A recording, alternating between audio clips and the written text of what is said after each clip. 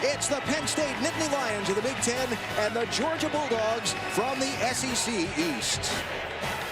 You heard of football players with high motors. Well, a guy with some really high horsepower just delivered the coin for the toss out to the center of the field. Two-time Daytona 500 winner Dale Earnhardt Jr. in his Tax Slayer Chevrolet on hand today here in Jacksonville. An overcast day, temperature about 60 degrees, and forecast of rain is not until much later in the day. We should be good to go. And hello, everyone. I'm Alan Bestwood. Coach Dan Hawkins is with me. Tiffany Green joins us down on the field in just a moment. These teams both have big stars on the offensive side of the ball. Question is, are they going to be able to get anything done today against two really good defenses? These guys are very... Georgia comes in with the #1 pass defense in the country. Christian Hackenberg is the name everybody's talking about at quarterback for Penn State. Big guy, 6'4", 230, broken all the Penn State passing records. He's also had a few issues a little bit, only 53% accuracy, and they're 119th in the country in sacks allowed. Over 3 per game. Gonna have to solve that today. And look at the numbers in the right-hand column. Those are the national ranks for this Georgia defense. Hackenberg trying to throw the ball against the #1 passing defense in the country this season. Now, on the other side of the ball, when the Bulldogs are on offense, they are led by a tremendous electric running back. Sony Michel. Georgia's had so many tailbacks over the year. Nick Chubb was their guy start of the year, got injured in the Alabama game. Sony Michel comes in, extremely talented player, can do it all. Not a lot of depth in that Georgia backfield today. Keith Marshall backs him up. They don't have a lot of guys to spread it around to, but when you got Sony Michel, pretty special player. But coming at that Georgia offense is one of the top tackle behind the line guys in the country. Yeah, Carl Nassib has missed the last couple games, 15.5 sacks, leads the country. Consensus All-American, do-it-all type guy for Penn State. Georgia's going to have to control him. We'll see how he is coming off of that injury. Now, Georgia is playing its first game in 15 years without Mark Richt as its head coach. For more on that, let's go to the field in Tiffany.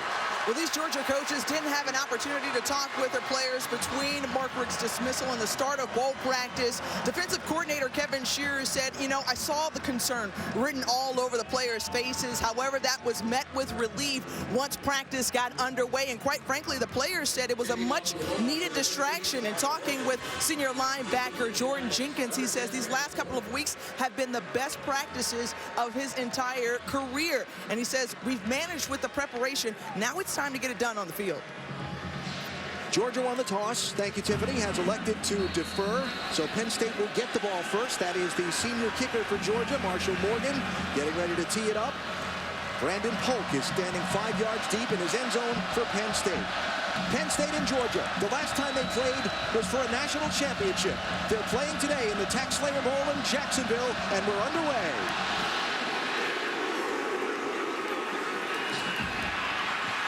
Polk takes it out of the end zone.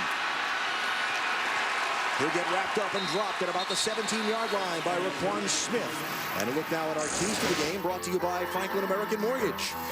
Penn State giving up over 3 sacks a game. Not good, 119th in the country. They've got to keep Christian Hackenberg upright. In the kicking game, Georgia's very electric. 3 touchdowns and punt returns this year. We get to Georgia. They got to run the ball, take the pressure off Grayson Lambert a little bit, and then Penn State is not a team that's a 10-play drive type team. They lead one of the better teams in the country and plays over 30 yards a pop. They've got to limit those explosion plays on defense. So Hackenberg from the shotgun swings it out to Saquon Barkley, the freshman sensation for the Nittany Lions. He'll just barely get back to the original line of scrimmage. Maybe he'll get one for Penn State. So the season on Penn State, they'll end up with a winning record. They started the season at 5-1, then ran into a little bit of a buzzsaw. They ran into then #1 Ohio State and big ranked teams down the stretch of the season that saw them lose their final 3 to Northwestern Michigan and Michigan State. They come in here looking to secure a win in a bowl that would break a tie with Georgia for 3rd most wins ever. As far as bowl victories are concerned, here's Barkley, nothing doing around the right side. Penn State started the game with the screen. We knew they were going to have to get the ball out of hands quick. They go unbalanced and they hurry out of the huddle quickly to try to get an advantage on the edge. Georgia having nothing of it. So third down here. Penn State yet to score a touchdown on an opening drive this season, and they're not very good on third down conversions so far, just 28% on the season. That's the third worst in all of FBS. Tough when you get in 3rd and 8. It's tough. Now, again, this is where Hackenberg's got to get protected. He can make all the throws, but he needs time to do it. Got time, makes the throw, and with a catch on the far side of the field, Chris Godwin moves the chains for Penn State. There you see the really smooth stroke. Good feet, sets up, good eyes, gets the ball out of his hand on rhythm. Little smash route on the outside, throw in the corner, little bit behind, but certainly doable for the first down. That's a good start. Christian needs to get a little confidence early on.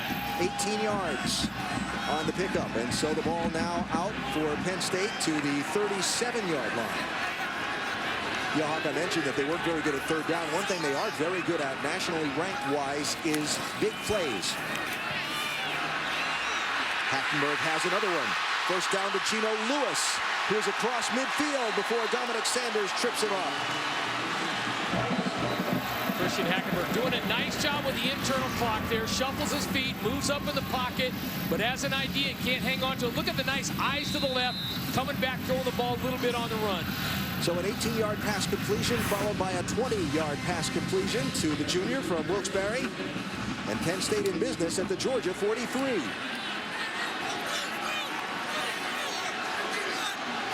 Got a new play caller for Penn State today. Ricky Ronnie, of course. New offensive coordinator in the works for the Nittany Lions. Hackenberg throws on the run, has a receiver, has a first down. Far side, Deshaun Hamilton with the grab for Penn State. These are all the things that makes Todd McShay think he's number 3 if he were to come out this year. Really nice job. Now, Ricky Ronnie, the new play caller for Penn State, doing a good job moving the pocket, getting him outside a little bit where he could get away from some of the rush. Ronnie said he wanted to do a few things to get Christian in a rhythm and get the ball out quick and keep him upright at the beginning part of the game. 4 for 4, 52 yards passing on this opening series. Fake the jet sweep and hand off up the middle, not going anywhere. Barkley wrapped up pretty quickly by Quincy Mauger for Georgia. Mauger's a safety, but he'll get down inside the box a bunch. Back to Penn State. Their offensive line's been a little bit much maligned. They've shuffled a few guys around this year. Coaches talked about, again, trying to get them some confidence early on. They were working a lot on this first 10-play script to start the game so they would get some confidence moving the football and get a rhythm. And you see that Christian has been dropped a lot in 37 games. Keeping him upright, one of the goals for the Penn State coaching staff today. Here's the jet sweep coming around Brandon Polk, not fooling anybody on that Georgia defense, including Malcolm Parrish. Penn State wanting to go horizontal early in the game here to spread out, running the fly sweep outside, strung out well. Now you see a little bit of rotation for Georgia, but they don't wholesale substitute like a lot of teams, and therefore they wanted to try to tire out Georgia early on and get them running sideline to sideline. So they converted the third down and 10 before. Now they lost 3 on that last play. It's third down and 13. They need the 20-yard line to keep the drive going. Play clock to 5. And a timeout will have to be called by Penn State. There's a flag coming in from the far side. They're going to call a false start. Number 59 offense. 5-yard penalty. Still third down. Andrew Nelson, the right tackle, is tagged for the false start. So It's also a down and distance. Sorry, Al, that'll challenge the quarterback. You've got third and long. Be patient. You don't have to throw it for the distance. Maybe if they get a good gain up there. Now 40 is the long for the kicker for Penn State, and Joey Julius, 40 is his long. They're going to have to get a few more yards obviously there, but just be patient on this play right here and get what you can get, and then make a decision on punting or field goal. Under pressure, off the hands of Barkley, picked up and picked off. Dominic Sanders got it before he hit the ground. Interception, Georgia.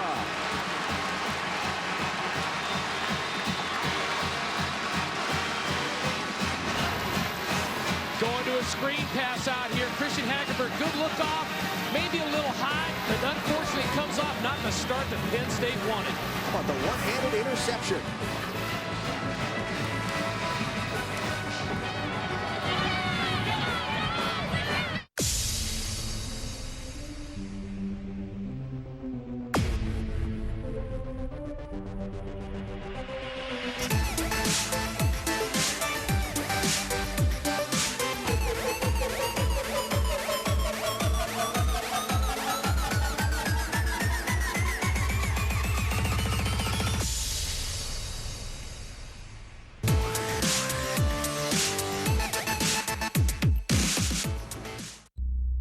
Man, real talk, be who you are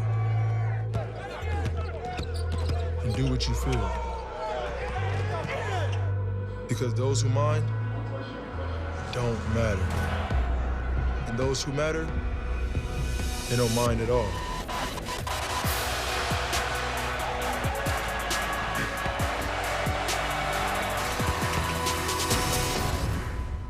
You still here? Hit every mark. Thread every needle. Turn every ride into a thrill ride. The power and precision of the Lexus Performance line. Now available with turbocharged engines for even more exhilaration. Including the new 2016 GS. Once driven, there's no going back.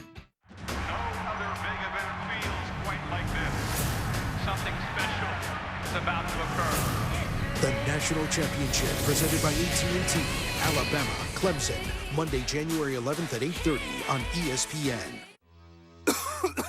No matter what nasty cold symptoms you get, Alka-Seltzer Plus liquid gels rush liquid fast relief to your tough cold symptoms. And they outsell Mucinex liquid gels 2-to-1. Alka-Seltzer Plus liquid gels. I'm just an average everyday college student, and definitely not Colonel Sanders. So I really enjoy a great lunch, like this KFC $5 fill-up with delicious 100% white meat popcorn chicken and all the fixings. It's finger-licking good. Welcome to Capital One Bowl Mania. Just underway in the TaxSlayer Bowl in Jacksonville. Penn State with a nice opening drive going, but it ended when Dominic Sanders, the team leader in interceptions for Georgia, picked off Christian Hackenberg, his 6th interception of the season for Hackenberg. We knew they wanted to get into screen game right there. Hackenberg doing a nice job. Maybe a little hot, and that's been some of his issues at times, is the tempo of the ball. Sometimes you got a big arm guy, he has a hard time taking a little off right there. A little hot to handle, and the ball came out. So the Georgia offense will have pretty good field position as well to start their first possession. The ball is at the 47-yard line as Grayson Lambert leads the Dogs out, and there's Carl Nassib, defensive player, consensus All-American, about all everything. And Sony Michel with the ball for Georgia. Nice gain on first down. Now the Bulldogs opened their season for 2015 at 4-0, ranked as high as 7th in the AP poll, then hit a big stumbling block like Alabama. Consecutive losses to Alabama and Tennessee. That Tennessee loss aggravated with the loss of Nick Chubb for the season with a knee injury, and the dismissal of coach Mark Richt at the conclusion of the season with Kirby Smart, the new head man for the Georgia football program. Into Penn State territory. Lambert makes his first throw through the hands of the Bulldogs' leading receiver, Malcolm Mitchell. Good little run pass option there. Ball could have been run out to the outside. Got a slant by Malcolm Mitchell. Back into the boundary. He was upset. Should have had it. What's the story on Grayson Lambert, the graduate transfer from Virginia, transferred over last July after being the Cavaliers starter a year ago. He started 11 of 12 games this season, and you see the numbers. Only 2 interceptions on the season. And a third down here.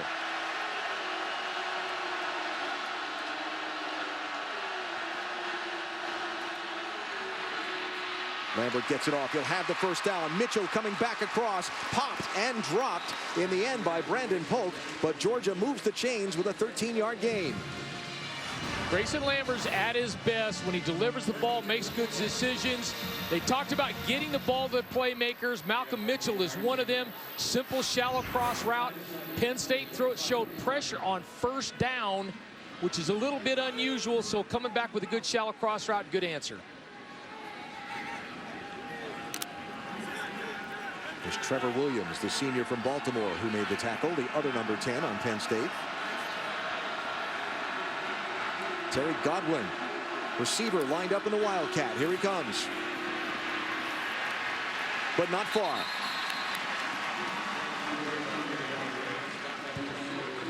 Read very well by the Nittany Lion defense. Big number 99, Austin Johnson. Coaches consider him to be really underrated, especially for all the attention that Nassib and Anthony Zettel get.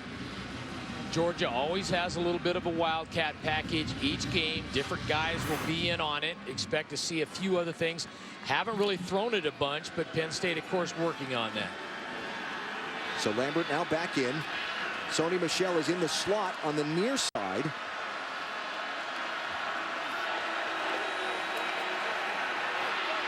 And Grayson will run. Fighting to try and get some tough yards before he's wrapped up there. Grant Haley and Jason Cabinda knock him down for Penn State, gain of 5.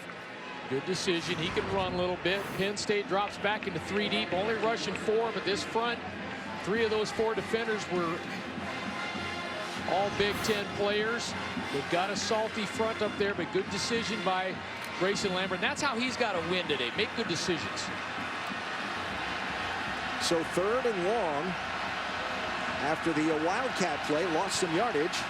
You see the line that the Bulldogs need to keep the drive alive.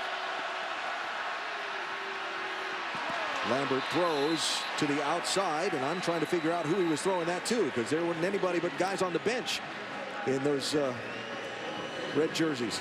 A little bit of miscommunication. Off coverage to the wide side of the field. I think thought he was going to be a little bit of a hitch. Careful, that one has not been picked off. So here's Marshall Morgan, the senior kicker from Fort Lauderdale, out there to give a go of a 49-yard field goal. His long this year is 47. His career long is 56.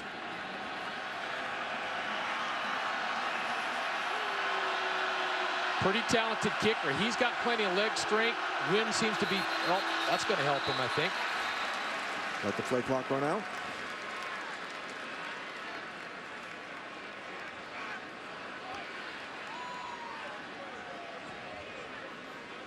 Pac-12 officiating crew today. This is referee Michael Mothershead. Straightening it out with his team. Offside. Number 98 defense. 5-yard penalty. Still 4th down. All right, so Zettel jumped. Is that what you saw, Hawk? We've got our supervisor of officials up here, Jack Folliard. Kind of explain how that offside rule works right there, Jack. Well, what happened is the defensive player jumped into the neutral zone. It's causing the offensive player to react. Therefore, it's a defense offside. It's got to be right across from him, right? If it's down the line a little bit, it won't be called that way. That's correct. So now a 44-yarder. Off the post and in. And some extracurriculars going on at the line of contact. Officials step in to break that up. It just has to go through to count. Doesn't matter if you get some help.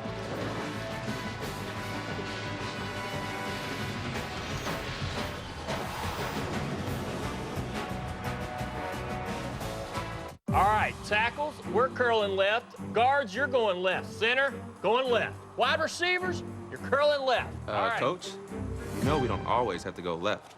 Roberts, just go left. And watch out for the wall. Halfback, we're going left. Everybody on the offensive line going left. Join Dale Earnhardt Jr. for the Tax Slayer Bowl, January 2nd on ESPN. Guys, left. Sorry, Coach. Taco Bell's Breakfast Crunch Wrap is a whole lot bigger than the average muffin sandwich. It also has 1,000,000% more hash browns inside. Taco Bell's Breakfast Crunch Wrap, it's more of a meal than a muffin. Critics are raving about The Big Short. It's the best film of the year. I could feel you judging me. And now it's nominated for 4 Golden Globes, including Best Picture of the Year. I like these cups. Could I take them? The Big Short. Rated R. Now playing.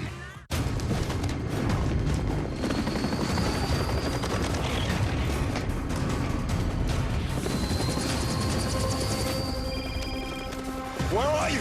Well, the squirrels are back in the attic. Mom? Your dad won't call an exterminator. Can I call you back, Mom?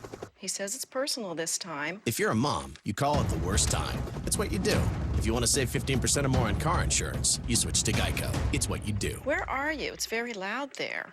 Are you taking a Zumba class? Santa has a magic snow globe for every family. And whatever he puts in our snow globe shows up at our house. And this year, look at what he put in our driveway. Santa can do that? You sure can, honey. The Lexus December to Remember sales event is going on now with some of the most magical deals of the year. This is the pursuit of perfection. The 2016 TaxSlayer Bowl, brought to you by TaxSlayer.com. Simple, 100% accurate, maximum refund guarantee. Visit Jacksonville. Go to visitjacksonville.com to learn about special events, vacation planning, and things to do in Jax. And Lexus and their pursuit of perfection. Those fans visited the Landing in downtown Jacksonville, where both teams held pep rallies yesterday. How cool is that? Well, you invited me down to your home state, Alan, and it just been raining. I was trying to get the sunburn. I brought my sunblock. Didn't even have to put it on. Yeah, it's a little overcast. Yesterday had some rain, but still, it's 60 degrees. I know there's other places where it's 30. And so Georgia turns the turnover on the interception into points with a 7-play, 26-yard drive, capped off by the Marshall Morgan field goal. Polk with his second kick return. He'll fight his way out across the 20-yard line, get knocked out of bounds right around there. Lots of college football today here on ESPN. K-State, Missouri, and the AutoZone Liberty Bowl coming up next, followed by the Valero Alamo Bowl with Oregon and TCU. Then we'll cap it off tonight with the Motel 6 Cactus Bowl, West Virginia, and Arizona State. And, of course, all 3 games streaming live on the ESPN app, and watch ESPN. Right now, it's Penn State and Georgia in the TaxSlayer Bowl. Christian Hackenberg leading the Nittany Lion offense back onto the field. No success running on their first drive. Great success passing until the interception down in Georgia territory. Here's Saquon Barkley. Some success running on that one. Barkley, the freshman sensation who leads the team in rushing. He's the top freshman rusher in the nation this season, and the only true freshman to average 100 yards a game. Got 9 on that one. Got over 1,000. He's a good size back at 222 pounds. Nice to have a freshman in the stable. They also, Akil Lynch, his backup, comes in at 220. So kind of your traditional bigger power Penn State type back.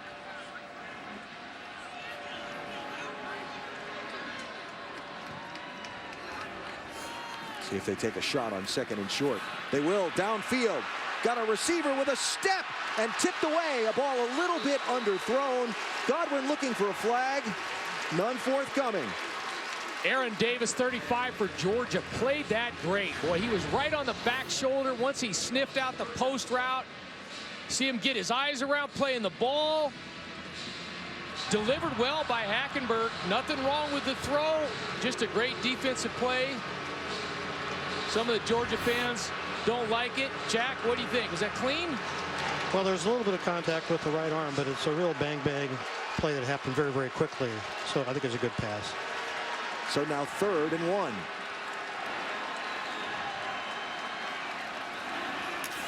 Hackenberg will throw through the hands of Deshaun Hamilton, and it'll bring up 4th down. It was there.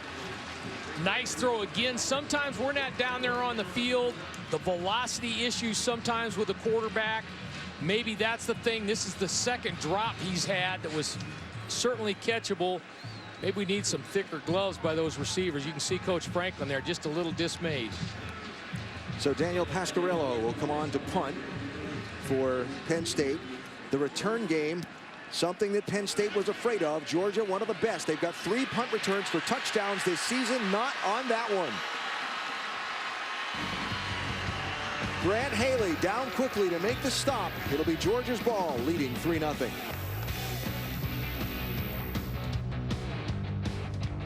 Cavs Wolves at 8, Thunder Lakers at 10:30, Friday on ESPN. Good morning.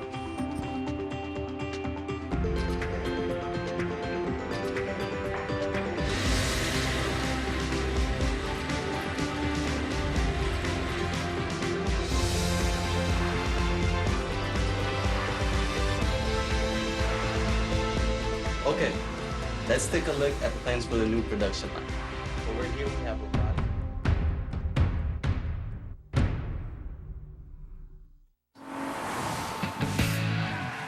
Hit every mark.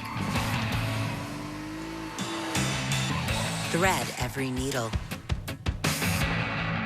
Turn every ride into a thrill ride. The power and precision of the Lexus Performance line. Now available with turbocharged engines for even more exhilaration.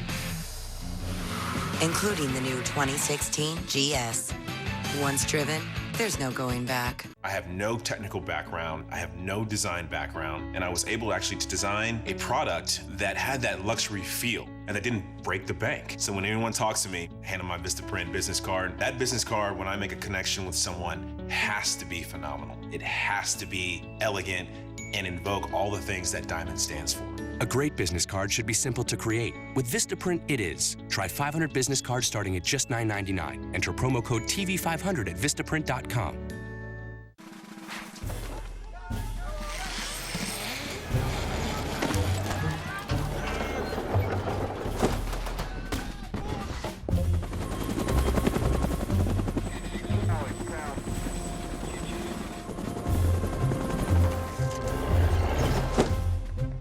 No matter where, no matter when, I will defend. Mobile Strike. Download and play now, free from the App Store.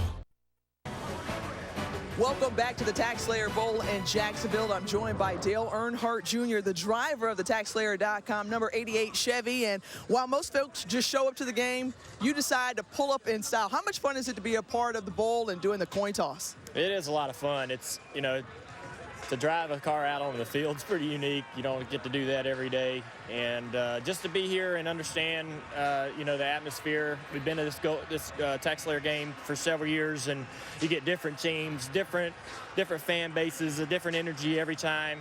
So that's really unique and fun to see. And hopefully the SEC pulls it out. I'm a Gamecocks fan, so I got to pull for the SEC today. And we're getting ready to get our season started, so we're excited. He's a two-time Daytona 500 champion, and I know the Nittany Lions and the Bulldogs looking to get off to fast starts. And I know you know a little something about that, right, Alan? Yeah, I sure do. And Junior, a big fantasy football player, and a big Washington Redskins fan on Sundays as well, and it's always good to have him here. Alan actually wanted to call that as he drove in. He was jumping right into his NASCAR voice and coming around turn 2. Here's the other thing I know. There are tons of racing fans in Georgia and Pennsylvania, 2 great states for NASCAR and its audience. Georgia started off there in Wildcat right to Sony Michel. Again, this Penn State run defense, 14 in total defense in the country, and 3 really, really solid defensive linemen up front. Lambert throws right through the hands of Jay Rome, the intended receiver, the tight end. Making a good decision there. He's talking to him. I think he was a little off on the turn. Choice route to the tight end means he's working off wherever that defender is, and I think Grayson thought he was just going to move over a little bit more. So Lambert 1 of 4 for 13 yards in passing. And a third down here. They need to get to the 35-yard line.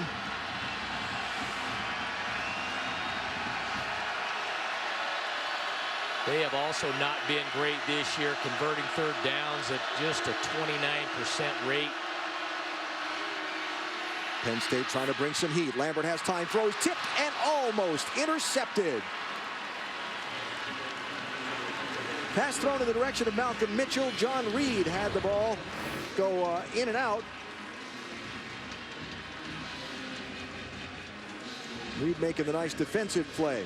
Now, interesting enough, Alan, Georgia started the game just with a flat handoff to Sony Michel and ended up being very productive. See if they get back into that. I think that's where they've got to start, is really make Penn State defend a solid run game, then get into your play action game. Bryce Ramsey with a short punt that will roll dead at the 32.5-yard line, and that's where Penn State will take over. 40-yard net on the kick. If it's on ESPN, it's streaming live on the ESPN app, which means you can take us with you wherever you go on your phone or tablet. Now watch all the live streams right on the ESPN app. Hawk and I kind of burned it up during bowl season, even during regular season, keeping track of all the other action. So Christian Hackenberg back on the field. There are his numbers. After the hot start on the opening drive, a little cooler on that last one. Yeah, that third down play was a run-pass option. They only needed a yard. I think he should have stayed with the handoff there. I understand what he's doing. The read gave him the throw, but when you only need a yard, might be better off just handing it off. Lynch and Barkley in the backfield. This will be Barkley. Georgia defense, Leonard Floyd, 84, did a nice job of kind of stringing that one toward the outside. And a penalty flag comes in. A lot of pushing and shoving after the play.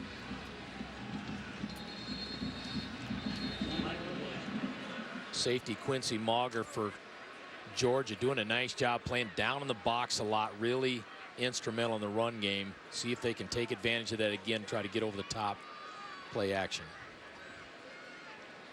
So we'll see what the officiating crew comes up with here. What do you think, Jack? What are they talking about here? I really don't know on this one, unless I saw some replays. But it's kind of a long discussion. We'll figure it out. Jack Folliard, the Pac-12 supervisor of officials, with us. There is a lot of jawing going on.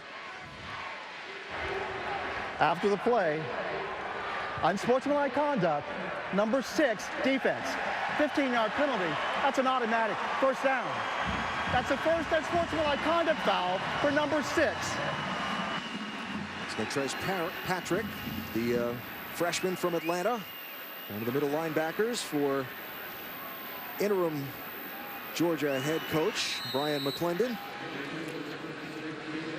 And so free yardage there for the Nittany Lions across midfield down to the 47-yard line.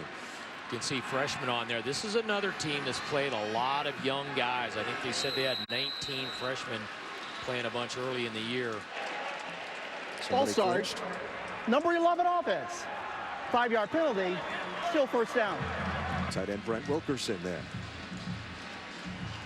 Yeah, you look at the defensive backfield especially, and the second and third guys on the defensive front for Georgia. They have a ton of true freshmen that have seen the field and played a lot this year on defense. Of course, by the time you get to this point in the season, game 13, it's hard to really call them true freshmen. Certainly when you have an unsportsmanlike, that's not acceptable. This is Hamilton.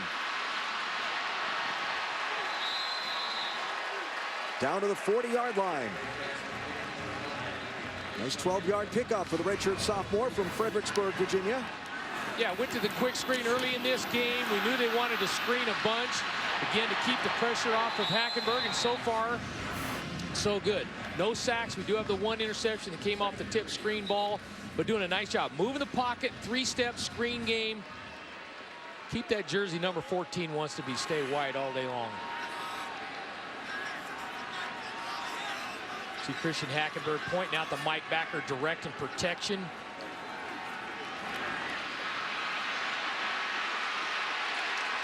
Tried the left-handed throw out to Saquon Barkley while he was trying to be taken down by John Atkins.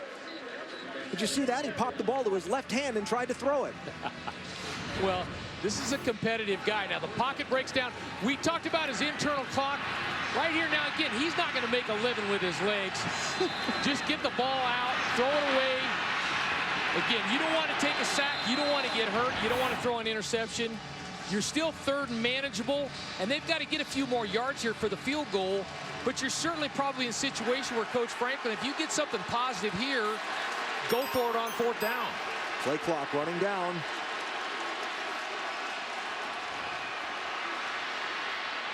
throws deep toward the end zone, but it's too far over the head of Geno Lewis, and it falls incomplete.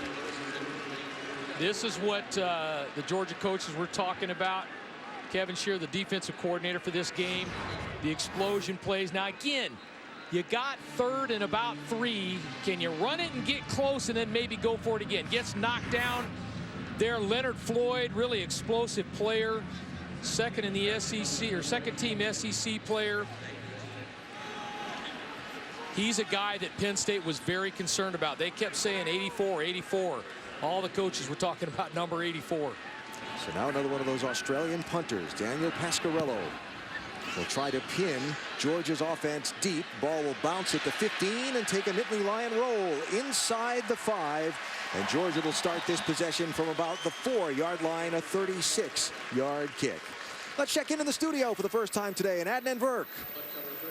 All right, Alan, thank you very much. SportsCenter right now presented to you by Great Clips. Want to keep you up to date and some other great bowl action throughout the day. And, of course, what happened last night. Ole Miss over Oklahoma State, 48-20 in the All-State Sugar Bowl. Chad Kelly was marvelous. 4 touchdowns. He was named the MVP with over 300 yards passing. Alan, Dan, back to you guys. All right, Adnan, thanks. A lot of those games yesterday were a lot more open on the scoreboard than we thought they'd be. Yeah, it's kind of hard sometimes to figure out. It's like who wants to be here, and sometimes momentum obviously plays a big factor in it. You look back at that Michigan State-Alabama game, and if they had scored before the end of the half, maybe a different tune for Michigan State at some point.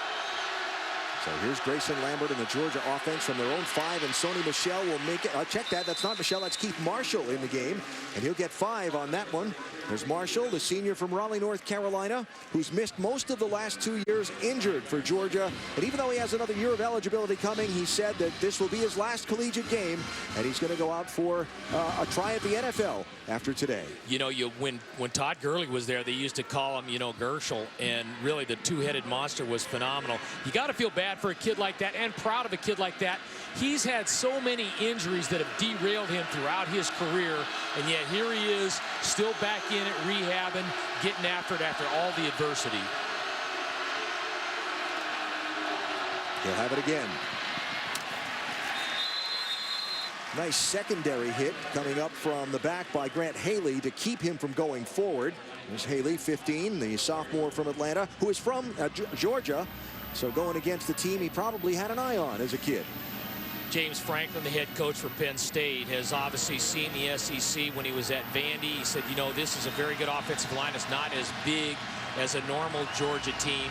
But I still like the idea of pounding it here a little bit, because what ends up being maybe 2 yards in the first or second quarter becomes 4 and then 6. That's your forte. Set it up for your quarterback to have successful third down distances. Lambert throws. Was that caught?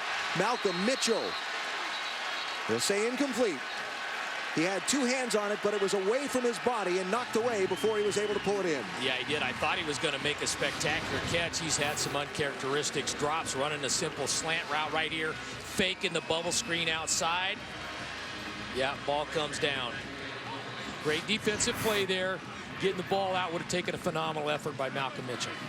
So Bryce Ramsey is on to punt. Took over the punt duties the last 5 games. He's also the backup quarterback, and we will see him in under center today for the Bulldogs, we're told. He'll kick that one away.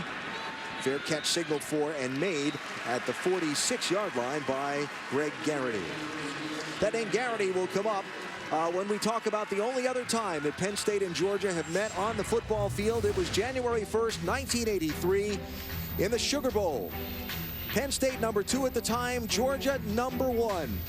And it was a game for the national championship. Kurt Warner had a big game, 177 yards. Georgia wasn't all that bad either. John Lastinger with that throw. Herschel Walker had 103 yards. But in the end, there's Garrity, the senior, with a pass from Todd Blackledge, a 47-yarder, one of the most iconic catches in Penn State history. And the Nittany Lions won their first national championship that day. Saquon Barkley will get about 2 tough yards off the right side. Got a couple of situations in the last 2 drives here. Penn State had a 3rd and 1, then a 3rd and 3 where you might have been able to go for it.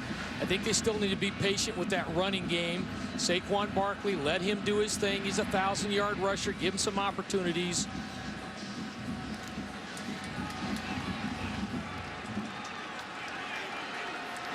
Barkley a step behind and off to Christian Hackenberg's left.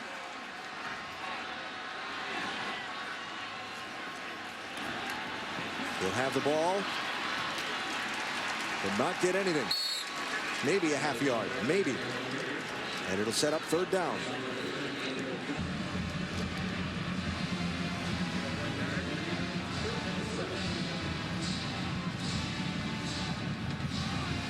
As this first quarter runs to a close, you see that Penn State has not been a great come-from-behind team when trailing early in the game.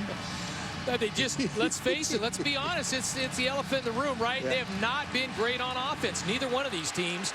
They've been great on defense, been sporadic at times on offense. That's why James Franklin's made a change at offensive coordinator to try to shake things up.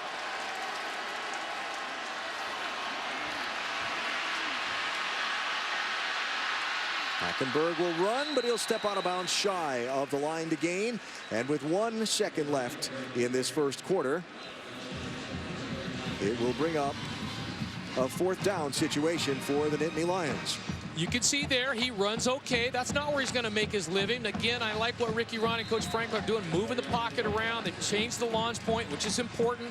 I think both defenses in this game have pressured a lot more in early downs than I expected them to. So the first quarter ends with Georgia leading by a field goal. An opening drive, an impressive opening drive for Penn State, ended with an interception. Georgia, with an impressive opening drive, ended in a field goal. And two of the most storied teams in college football meeting for just the second time. And a close defensive struggle so far as expected.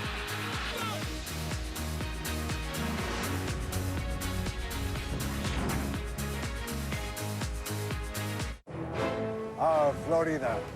It's so good to see you again. Keeping it under the water? You dare throw on me? No. Senorita, please, that tickles. Oh, 2 against 1, that's fine with me. When you get it up to about 2,000 degrees. Hey, who's the new guy? Oh, he's really good. Yeah. Nice bow. Our history is not the same old story. Great rates from $79 to $399. You should see my Castillo. When you've got a house full of guests on the way and a cold with sinus pressure, you need fast relief. Alka-Seltzer Plus Severe Sinus Congestion and Cough Liquid Gels rush relief to your tough symptoms to put you back in control. Coming. Alka-Seltzer Plus Sinus.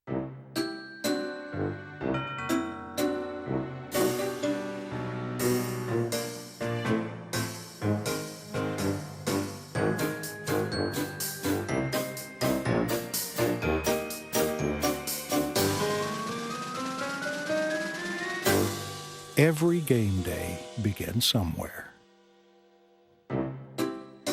Franklin American Mortgage. It all begins with home. We're about to start the whole long distance thing. Well, right now you can get 15 gigs for $100 plus $15 per line. That's like 40 hours of video chatting. Say what? That's a whole lot of communication. Yay, love! Get 15 gigs for $100 plus $15 per line. What's this? A box. It takes worn out things and makes them better. It's our biggest breakthrough yet. We're taking worn-out batteries and making them into something strong. Energizer Eco Advanced, world's first long-lasting battery made with 4% recycled batteries. Introducing breakfast for lunch and dinner at Golden Corral. Enjoy new peaches and cream waffles, the ultimate breakfast burrito, and more. Get breakfast for lunch and dinner at Golden Corral, the best buffet in the USA. Hey, Ralph Punzel, where are you headed? Great Clips. You're getting a haircut? I checked in already. Using their online check-in. That's cool. Save time every time. Download the online check-in app today. Great Clips. It's gonna be great.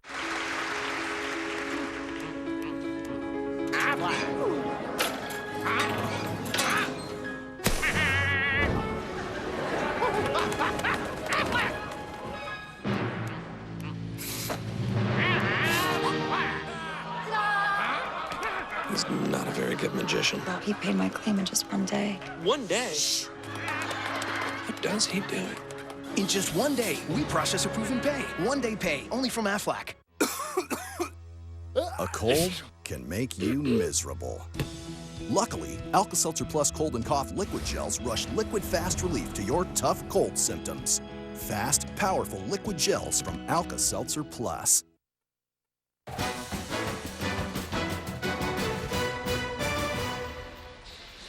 The TaxSlayer Bowl from Jacksonville on a 60-degree day on Florida's northeast coast between Penn State and Georgia. 3-0 Bulldogs at the beginning of the second quarter. Alan Bestwick, Dan Hawkins with Tiffany Green down on the sidelines. A turnover leading to those 3 points has been the story of the game so far. Penn State facing 4th and 3 will punt from its own 39-yard line. Fair catch signaled for and made at the 13-yard line by Terry Godwin. Some of the numbers from the first quarter. Hawk talked about these being really tough defenses on both sides of the ball, and I think these statistics reflect that. Yeah, you know, you look at that yards per play, 2.5, really amazing. Time of possession, of course, sometimes that's overrated. I think the turnover was the key. That's been the key stat, and it is normally in these games. That led to the lone field goal by Georgia. So as expected, as we were told to expect by Brian McClendon, the interim head coach, Bryce Ramsey comes in at quarterback. The sophomore who has thrown the ball 33 times this season. Run it 3. He'll hand it off to Sony Michel. And a crack of the shoulder pads over the far side. Parker Cochran and Jason Kabinda on the stop for Penn State.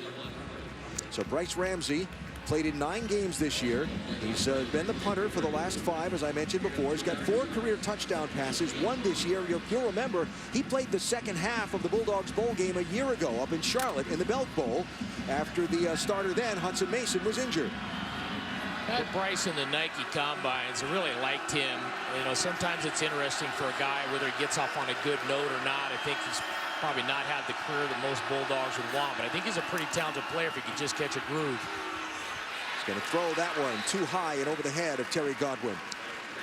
Yeah, and I think it was probably a good decision. I think there was underneath coverage right there. I think he put it in the only spot he could. The Penn State bench. Better than the end zone down there. Yep. Backed up, 3rd and 8. Certainly earning your scholarship on this down, and really a chance to prove to Kirby Smart, who we think is rumored to be in the building here at some point, what he's got.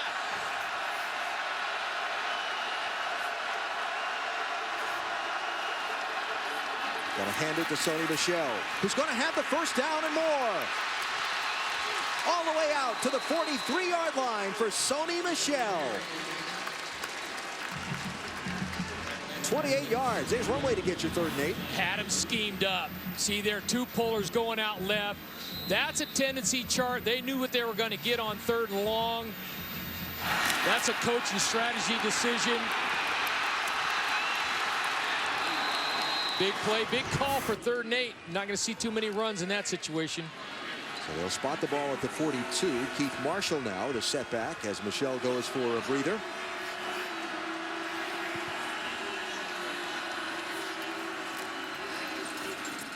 Penn State brings numbers. Marshall chased down from the backside. Brandon Bell came from all the way on the other side of the field to make that tackle after a 4-yard gain.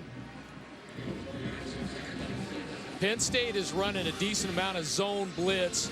Coming from a field right here, there's going to end up being 2 defenders, and they end up chasing this thing down from the backside. That's your classic zone blitz play.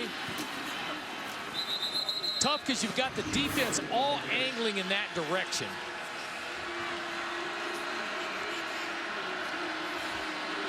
The fullback Christian Payne in the eye with Marshall having the ball. Up from the defensive backfield, Malik Golden makes the hit for Penn State, and it'll set up 3rd down for the Bulldogs. That's where you see Keith Marshall a little bit. You can see he was just a little rugged on the cut back there. This guy's a very electric player. All the knee injuries he's been. I think that's what they're kind of joking a little bit on the sideline. He saw it and he got to it. But I think Keith Marshall a couple years ago might have hit that slipstream on that cutback just a little quicker. So Michel back in. Georgia 2 of 5 on 3rd down today. And you see they need to get 3.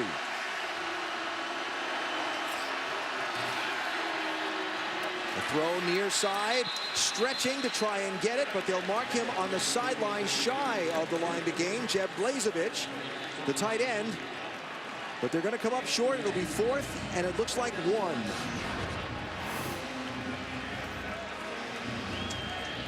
Now, on one hand, you might think, go. Penn State's going to play safe. They're not believing it's a punt. at all as well. We've seen a number of trickeration in the bowl season. You got plenty of time to put in a bunch of fakes. Colin Barber, the senior from Cartersville, Georgia, is on to do the punting this time since Ramsey was in at quarterback. He'll drop the nose of that ball down. And we'll have Penn State back at its 11-yard line after the fair catch by Greg Garrity. Second quarter, 3-0 Georgia. Penn State has the ball in a minute.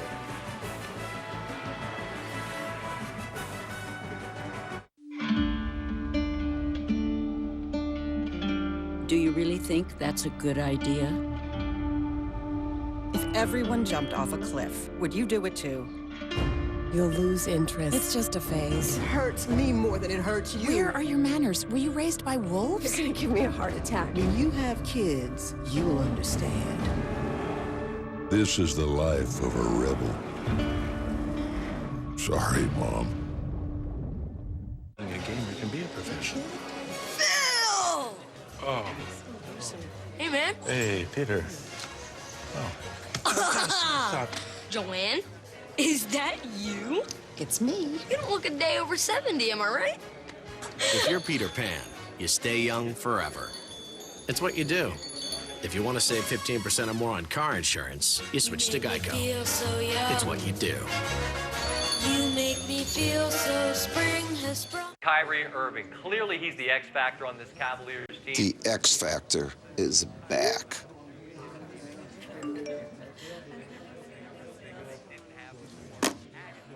Now what do you have? You got a title-winning team. This is a story about you, the incredible you. It starts with your DNA, your 23 pairs of chromosomes that make you who you are. 23andMe.com is a genetic service where you can receive personalized reports online about your health, traits, and ancestry. See how your 23 pairs of chromosomes help tell the story of one incredible you. Order your DNA kit today at 23andme.com. Things could be stranger, but I don't know how. I'm going through changes now. Spend a lifetime and try to figure it out. I'm going through changes now. Compare new and used cars your way. We'll let you know when we find the perfect car with everything you want. Life happens one car search at a time. Auto Trader.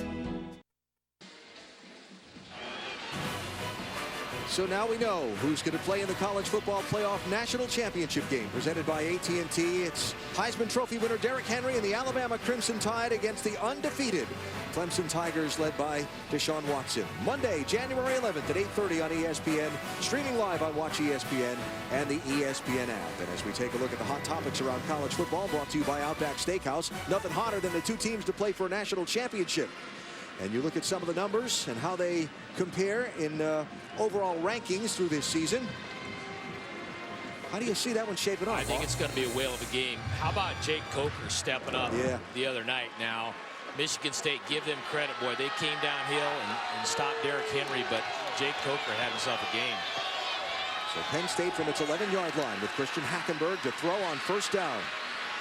If he can find someone to throw to. Roquan Smith will knock him down after a few-yard gain. He's holding his shoulder. Hackenberg's holding that right shoulder, and a penalty marker on the field. That's not good for Penn State. Okay, Alan, this is what I'm talking about now. This guy's your guy. Holding. Number 70 offense. Half the distance to the goal line. Still first down. And I know they all want to be football players too, okay? But you're gonna move this team by your arm, not your legs. Be able to get rid of the football. He's already taken a couple of shots here, not necessarily getting sacked. I got no problem with this. When you get out here, throw the thing away. Just as he fell to the ground on that right shoulder, got landed on hard and heavy. I don't know what the exact number is, Alan. If you're going to throw the football with any accuracy, your quarterback can't take a whole bunch of shots because he's going to wear down. He's going to affect his emotion. So standing at his one, he'll throw. The bubble screen on the far side. It's caught and a nice gain. Will he get first down yardage? Making it all the way to the line to gain is Chris Godwin. And some pushing and shoving after the play over by the Penn State sideline as some of the Georgia players wound up with a lot of white right in their face. Yeah, you're going to see the play get jumped inside. Normally, you're going to want to take that thing outside and spill it back into your defenders. Chose to try to make a play and cut it underneath and unable to get there. So 19 yards and a first down for Penn State. They'll run the same thing again. And they'll get about 6 on that one. Pretty popular scheme. We saw that the other day in Birmingham with Gus Malzahn. Probably 5 or 6 times when they had a successful play come right back to it and run the exact same play. But I like them getting the ball out of his hands quicker. I don't want to see this guy running the football. And really, you know, when we talked with the Penn State coaches 2 days ago, James Franklin told us they had to keep Christian Hackenberg upright. They had to keep him clean, and they needed to run plays where they got the ball out quickly. Here's Barkley, who just hasn't had anything much to go for except that 1 9-yard run he had earlier. They've kept the freshman sensation pretty well bottled up. Yeah, and you see Floyd right there. He's a beast, and he was the guy that they were most concerned about out on the edge. Now, every time Penn State has tried to run toss or get the play outside, Georgia's rolling up the corner, up in the flat, and holding the edge there and pursuing it. They've not been able to get much yardage outside. So look at Kevin Shearer calling the defensive coordinator role, filling the defensive coordinator role today on this interim coaching staff. Penn State. And so Penn State carrying, taking the timeout to try and reset here on a 3rd down coming up. We are Battle Frog.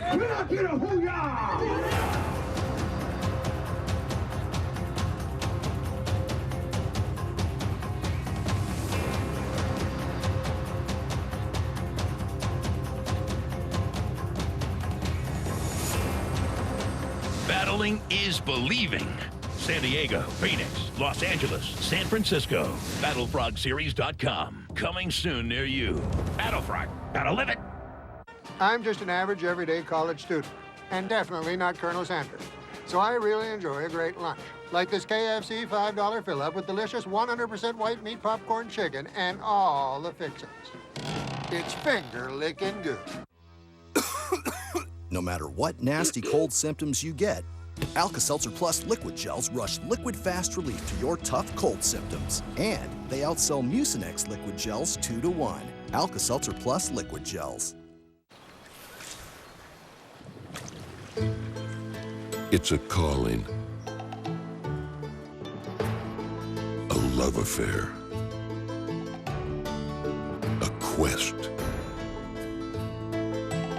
the next horizon. Everyone loves the chase.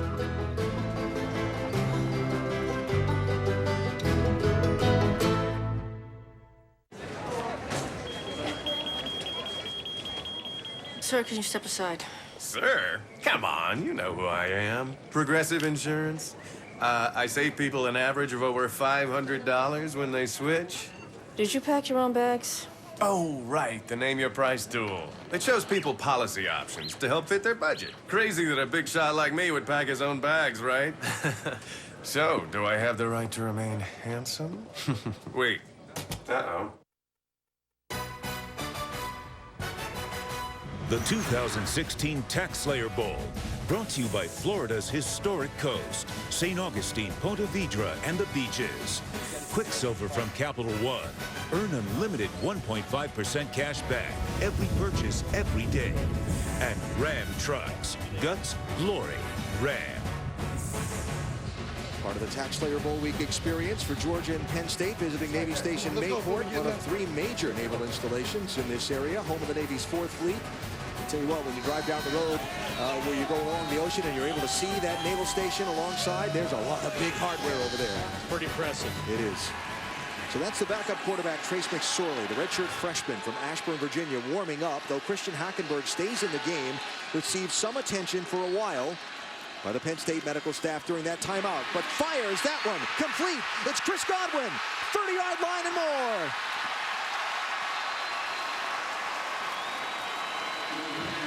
Looked okay to me. Did a nice job stinging the ball out here right in the seam. Good job with the eyes controlling. Good run after the catch. We saw him running down the field here. Watch Hackenberg. Yeah, that thing is bothering him now. They've got McSorley warming up over on the sideline. We'll see now. Your arm normally will stay okay, but you go back on the sideline. If it gets cold a little bit, tough to throw. So 51 yards gets the Nittany Lions into the red zone at the 18-yard line. They've been pretty good at once they've gotten there. And it's going to be a flag and a timeout, Penn State. Check that. Coaching staff saw... Timeout. Their second. Penn State. Saw the play clock running down and had to signal the timeout. So you're Georgia now, and you've seen Christian Hackenberg holding that right shoulder after making that throw. Don't think it went unnoticed by the guys in those colored jerseys. And you're on that sideline, Hawk. Are you doing what with that information? Every defensive coordinator wants to dirty the jersey of that quarterback. They might say it sometimes, but even if they don't say it, they do. So some guys want to make sure that guy's on the ground. He gets hit 17 times. Every defensive coordinator has different ideas because they know it's going to disrupt him. That throw was a clean throw. However, it was not a long throw, nor was it a wide side from one hash to the other. Need to see how he does on those types of throws. Penn State coming back unbalanced to the top of your screen again.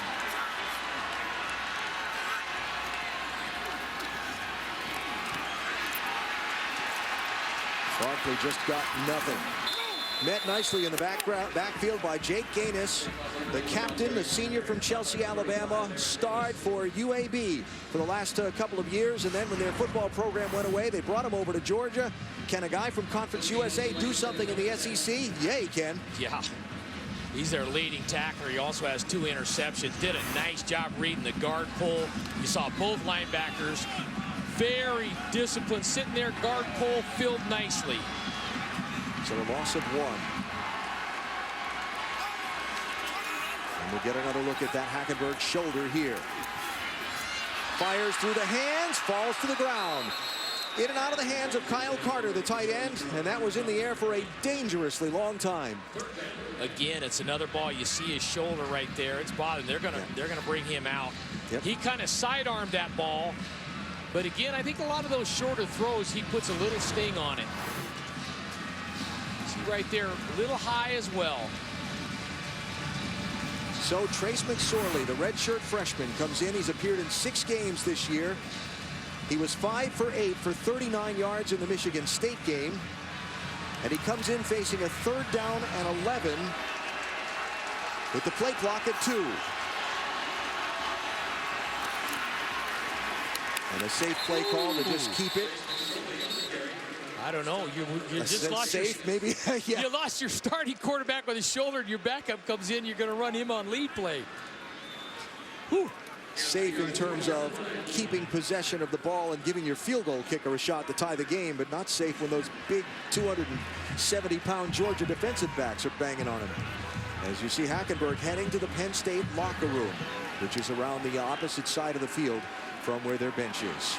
Boy, that's tough in so many ways. Just what a great kid, what a great player. You hope he ends up being okay for a variety of reasons. Here's Tyler Davis from 34, and the ball game is tied. Points at a premium in this one halfway through the second quarter, but we're even at 3. Are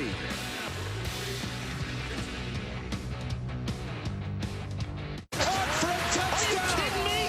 An unbelievable finish.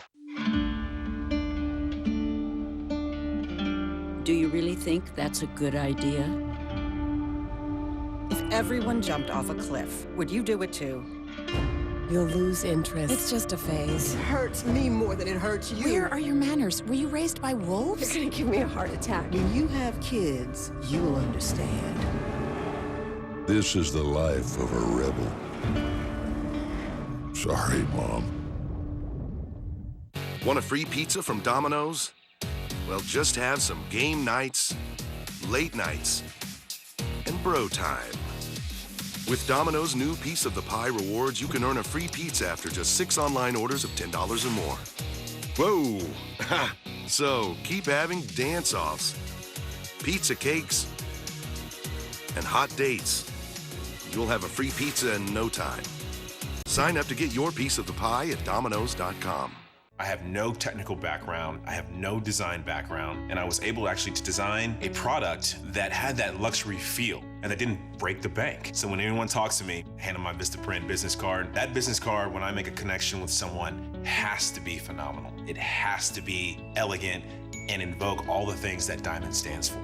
A great business card should be simple to create. With Vistaprint, it is. Try 500 business cards starting at just $9.99. Enter promo code TV500 at Vistaprint.com. We live in a pick and choose world. Choose, choose, choose. But at bedtime, why settle for this? Enter Sleep Number and the lowest prices of the season. Sleep IQ technology tells you how well you slept and what adjustments you can make. You like the bed soft. He's more hardcore. So your sleep goes from good to great to wow. Only at a Sleep Number store. Find the lowest prices of the season. Save $600 on the #1 rated i8 bed, plus no interest until January 2018. No better sleep with Sleep Number. Penn State just drove the ball 72 yards downfield to get a game-tying field goal, but keeping Christian Hackenberg upright has been difficult for their offense today.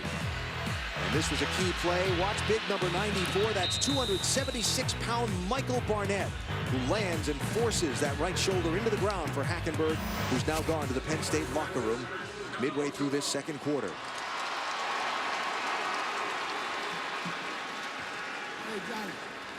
So there's the backup quarterback, Trace McSorley, now on the headset, sitting with the offensive unit. Will he be the one that'll have to lead the Nittany Lion drive for the rest of the game, or can the training staff do something for Hackenberg? And can he come back out and be effective?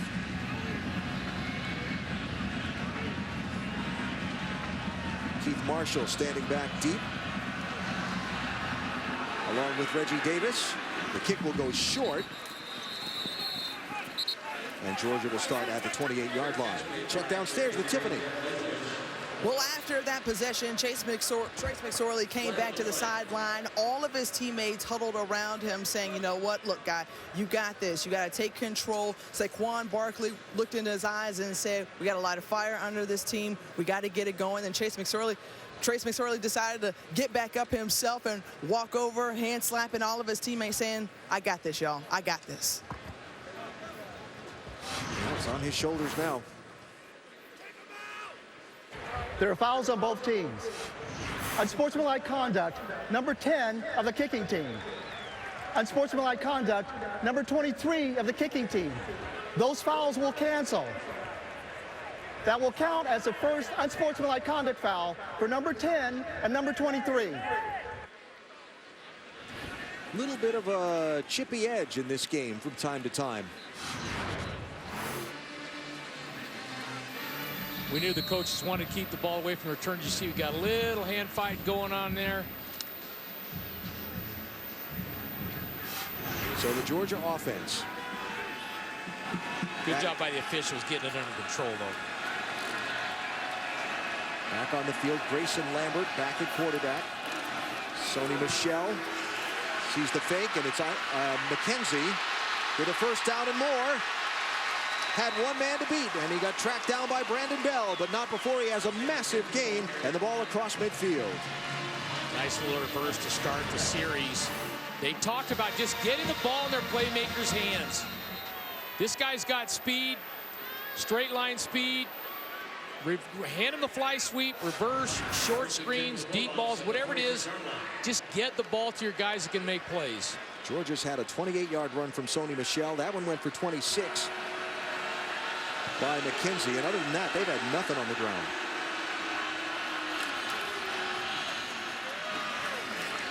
They have nothing there. Maybe two. Great job by the Penn State defense. These guys are one of the top defenses in the country. They're 14th in total defense in the country, and very good against the run. And but I think if you're Georgia, you got to stay patient and stay in there and stay after. You just can't let them dictate the box. See Coach Shoop right there. There you go. Talked about having their two starting defensive ends back, who missed some time late in the season injured, was huge for them for this bowl game. So Terry Godwin lined up in the Wildcat here. Looks to throw. Downfield's got a man wide open, and a Georgia touchdown to Malcolm Mitchell.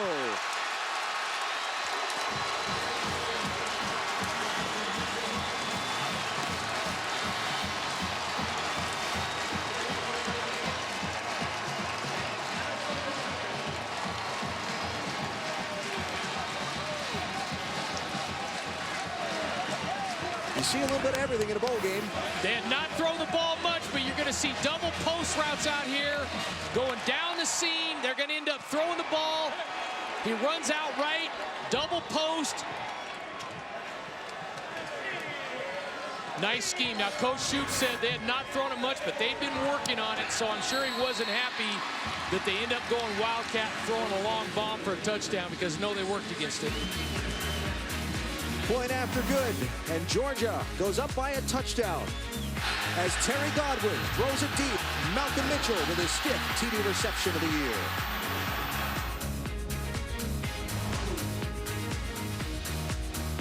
When you've got a house full of guests on the way and a cold with sinus pressure, you need fast relief. Alka-Seltzer Plus Severe Sinus Congestion and Cough Liquid Gels rush relief to your tough symptoms to put you back in control. Alka-Seltzer Plus Sinus. Man, real talk. Be who you are. And do what you feel. Because those who mind don't matter. And those who matter, they don't mind at all.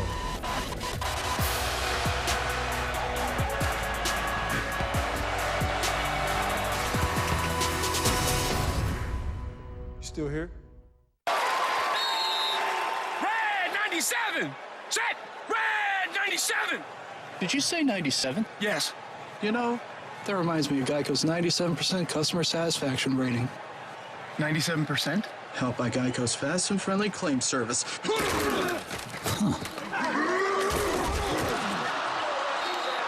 Oh yeah, baby. Geico's as fast and friendly as it gets. Geico. Expect great savings and a whole lot more. Introducing the take-home box. A whole nother meal, just $2.99. Have your fill at the Endless Buffet, then fill up your take-home box for just $2.99 more. Golden Corral, the best buffet in the USA. It's a calling. A love affair. A quest. The next horizon. Everyone loves the chase.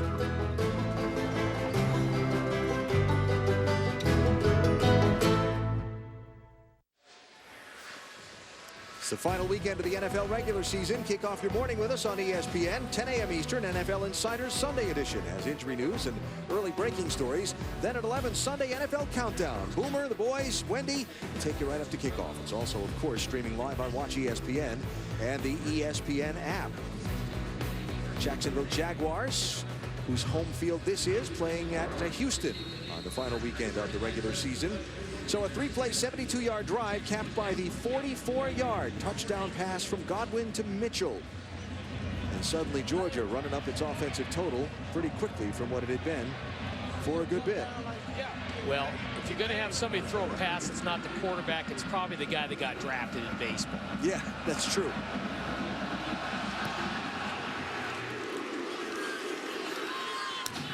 This will be Brandon Pope. Got a little room. Hit and tripped up by the kicker and finally knocked down at the 38-yard line, but a nice return for Penn State to try and swing a little momentum back to their side of the field. That point after try a minute ago went into the All-State Good Hands field goal nets. All-State making contributions to participating universities' general scholarship funds for each field goal and extra point kick. Of course, All-State has contributed millions in scholarship monies so far through the All-State Good Hands field goal net program. So now the story on the other side for the guys wearing white jerseys becomes the young man at quarterback. Redshirt freshman Trace McSorley into the game for one play last series after Christian Hackenberg was injured and had to go to the Penn State locker room. Coming around this way, it's Polk. They get out to about the 44-yard line, and a nice gain on first down for the Nittany Lions. Tiffany?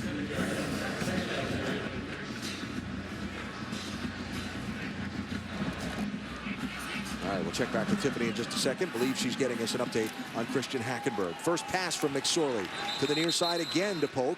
Very short gain before he's pushed out. It'll set up 3rd and short. About 2 needed for Penn State. Now, the issue you have as the backup quarterback, Allen, it's always not exactly like the NFL, because typically your backup will get some reps, but if you've got a 12-play scripted practice, your starter's probably getting 8 or 9, and your backup's getting, you know, 3, 4 pops in there maybe. But there's a lot of these plays he will not have repped a bunch. So Ricky Ronnie, the new play caller for Penn State, is going to have to tailor his game plan down to what his young man can do.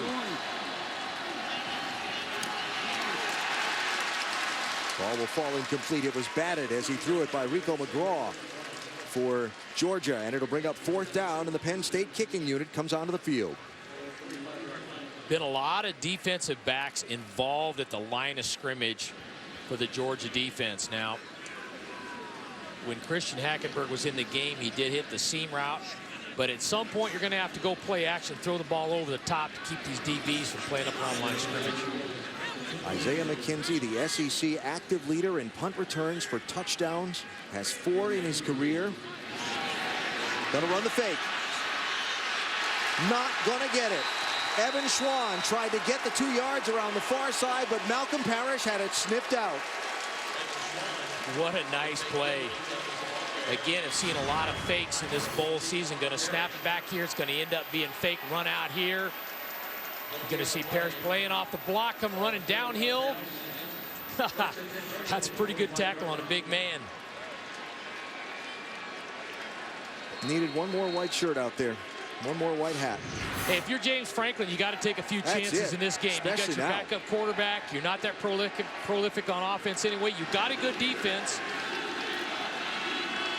So the unsuccessful fake gives the Bulldogs great starting field position at Penn State's 45, leading by 7. Lambert hands to Michelle. Grinds forward for a couple of tough yards. Penn State has done a nice job against the run in this game, and they continue to bring a little bit pressure. I'm going to see if Coach Shoup is going to bring maybe even a little more pressure, because you'd like to get a turnover. You'd like to get a sack and a fumble, an interception for a touchdown. You need to kind of score on defense. There you see Coach right there. Get your backup quarterback in. You need your defense to score some points. And the Penn State defense create a turnover, rally somehow to keep Georgia from extending its lead. There's Michelle. Nothing going on the inside of that line. Garrett Sickles, 90, getting up off the bottom of the pile, really stacked up the opposing lineman across from him, and Michelle ran right into the back of him and then was pursued. Yeah, he and Terrell Barney doing a nice job up in front. See their defensive numbers there. Doing a great job in the sack category, the forced fumbles. Nassib is a guy that's punched out a bunch. This is a salty defensive line. So 3rd down and long for Georgia. 2 of 6 on 3rd down today are the Bulldogs. Michelle sniffed out, and a nice play up from the defensive backfield by Grant Haley. Haley, the sophomore from Atlanta, saw the screen, picked his way through the blocks, and made the stop. Little screen play, slipping out here to the right-hand side, gonna fake it and whip back out here. Good job by Haley out here on the outside. Pauses on the numbers. Good tackle in open space.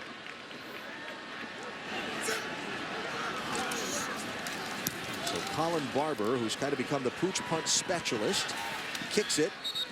Greg Garrity will take it with the fair catch on the 17-yard line for Penn State. Let's check in with Adnan. All right, Alan, thank you very much. Coming up on the Coke Zero Halftime Report, looking forward to your interview. You and Dan talking to Kirby Smart, the incoming coach there at Georgia. Of course, Coach Smart right now is busy with Alabama. I'll ask Joey Galloway and Danny Cannell their biggest takeaways from not only Bama's big victory, but also Clemson, as both those teams rolled as we look ahead to the national championship. Once again, Coke Zero Halftime Report. Looking forward to it. Alan, back to you.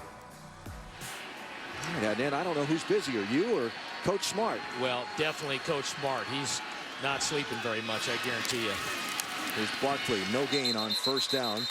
Coach Smart is in the house, and we will hear from him at halftime. For more on Christian Hackenberg now, we check with Tiffany. Why walk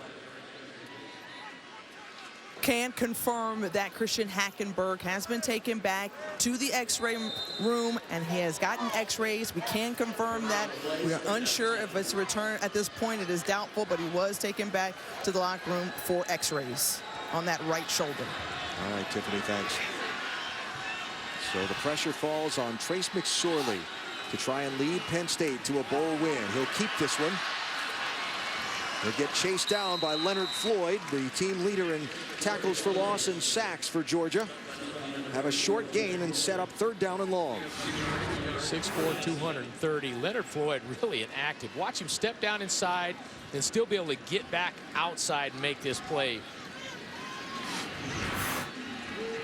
What's being lost a little bit, I know we've got two offenses that have struggled a bit this year, but we've also got two really, really good defenses, and that makes it even doubly tough for both offenses.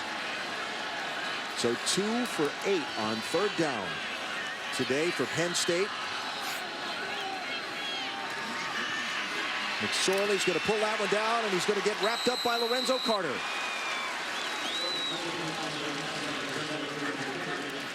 McSorley, again, he's got to have that internal clock going right here. Needs to know if he doesn't have it, go ahead and throw that thing away.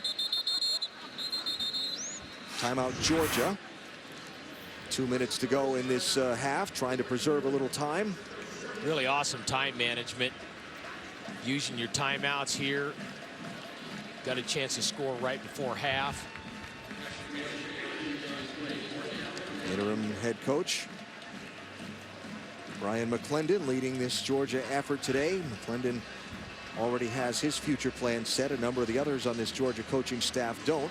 Now for the latest Dish, brought to you by Dish. Got a lot of bowl games today. Going to be a great day to watch football. K-State and Arkansas coming up next, the AutoZone Liberty Bowl. TCU, of course, without Trevone Boykin, will play Oregon in the Valero Alamo Bowl in San Antonio. And will cap the night with Arizona State, kind of with a home game, but playing at Chase Field, not at Sun Devil Stadium, against West Virginia in the Motel 6 Cactus Bowl. Kind of a tough deal with Boykin out there. I thought that Oregon game probably would have scored about 100 points. But yeah. Mascarillo gets it away. Ball will bounce at about the 41-yard line, and that's where Georgia will take over with 1:54 to go in this first half. Now, Georgia's offense today has been big plays, hasn't it? Sony Michel had a 28-yard run. They had the long pass play from Godwin to Mitchell for the touchdown. Other than that, Penn State has kept them reasonably well bottled up, but it's been the explosive plays that have been the undoing of Penn State so far in this one. Yeah, the early turnover and then the subsequent penalty helped for the field goal on the first drive for Georgia.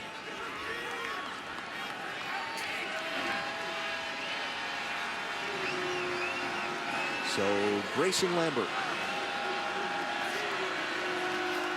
from the 42 dumps it inside. Godwin with a nice gain on first down, about 8 before Brandon Bell knocks him down. Plenty of time. Normally, if you have one timeout with 1:15, you've got ample time to move it. They've got timeouts to spare.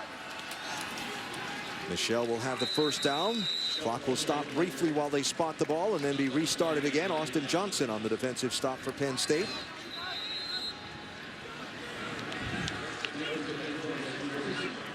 Brian McClendon going to be on the staff of Will Muschamp up at South Carolina after he concludes his work as the interim head coach for the Bulldogs today. Kind of got the all-star staff, people spreading out all over the place after this game for Georgia. Lambert had all kinds of time to throw. Hits Malcolm Mitchell inside the 30, down to about the 27. Grant Haley finally knocked him down. 18-yard gain for the Bulldogs. Simple dig route there. Michelle stacked up. Anthony Zettel gets through and gets his arms on the running back for the first time. And a timeout to be called here by Georgia, their second. Got 2 new play callers in this game. John Lilly, the tight end coach, calling plays for Georgia now. Of course, he called plays last year's bowl game for Georgia as well. And then Ricky Ronnie over on Penn State. So 2 new offensive coordinators getting a crack at time management and situation management. Here's a look at Coach Lilly. All of the Georgia people that we met with yesterday, from Brian McClendon to John Lilly, all of them talked about this challenging period for everybody involved, coaches, players, since the announcement that Mark Richt would not be back as Georgia's coach. Richt, of course, signing on down at Miami. And people trying to figure out whether they were part of Kirby Smart's plans or not, and if not, what their plans were. It's a frantic time of year for people with wives and kids. I think John Lilly is handling it great. And you're right, Alan. The biggest issues, you got new dentists, new Little League coaches, realtors. It's a very unsettling time. But I think these guys are really focused on these kids and having a 10-win season. And that means a lot to them. I think they're handling it very professionally. Michelle inside the 20 and a first down. Grant Haley on the stop. Would be huge for Penn State to find a way to hold Georgia to a field goal here.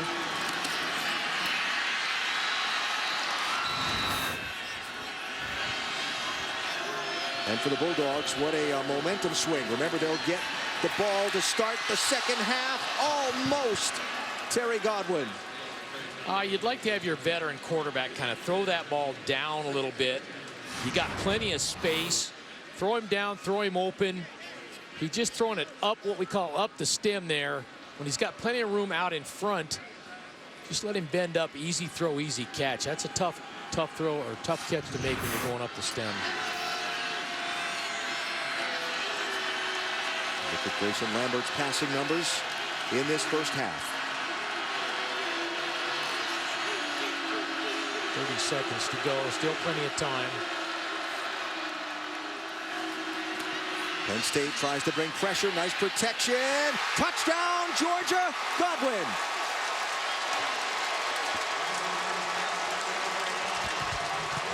Came right back to it. Said we didn't get it the first time. We got it open. Let's come right back to it. They do, and he makes a great catch. Didn't he, though? Hands over his head, spinning around. Brought the ball down, got his feet down.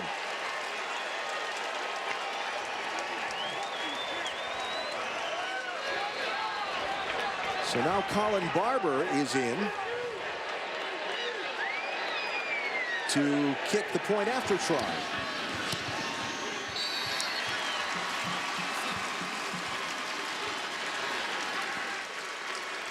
This is just a nice throw and a nice grab. Yeah, simple China route, smash route. You got to hitch a route to hold it underneath. The inside receiver runs to the corner. Terrific. He makes a circus catch there. There you go. Grayson Lambert. Now, this is also a little bit groundbreaking because in talking to the coaches yesterday, in the last 16 halves, what they say, they've scored more than one touchdown one time, right? Yep. That was something that Georgia coaches told us. Yeah. They said, we've started our numbers, and in the last 16 halves of football, we've scored more than one touchdown and a half. One time, that was against Kentucky. They just got their second in the first half of this game. Look at that look. He's having fun. It's a lot of fun when you're winning and things are going good. Yeah. So he's going to trade in his coaching gear for South Carolina Gamecock gear after this game. Barber kicks out of bounds.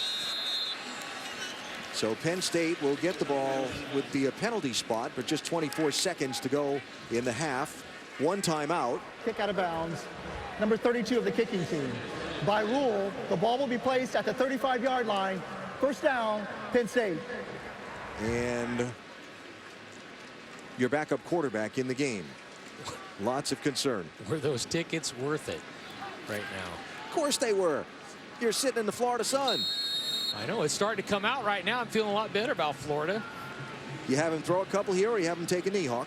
Well, I think you've got to be careful. I know we don't, if you're Penn State, you don't want to be down 17-3, but you've got your backup in. Got no problem throwing some shorts or some outs. Georgia, a little struggle getting everybody lined up. Barkley will have about 5. And the clock running here, and it does not appear.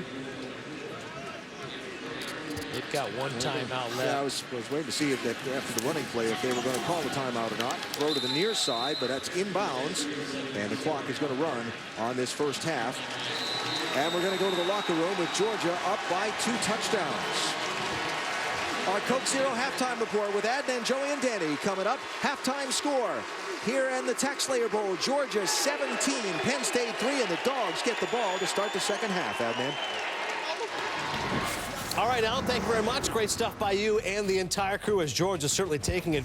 The second ever meeting between these two schools with Danny Kanell, Joey Galloway. I'm Adnan Verk. Danny rocking the turtleneck today. It's a little chilly outside. Thought, warm it up a little bit.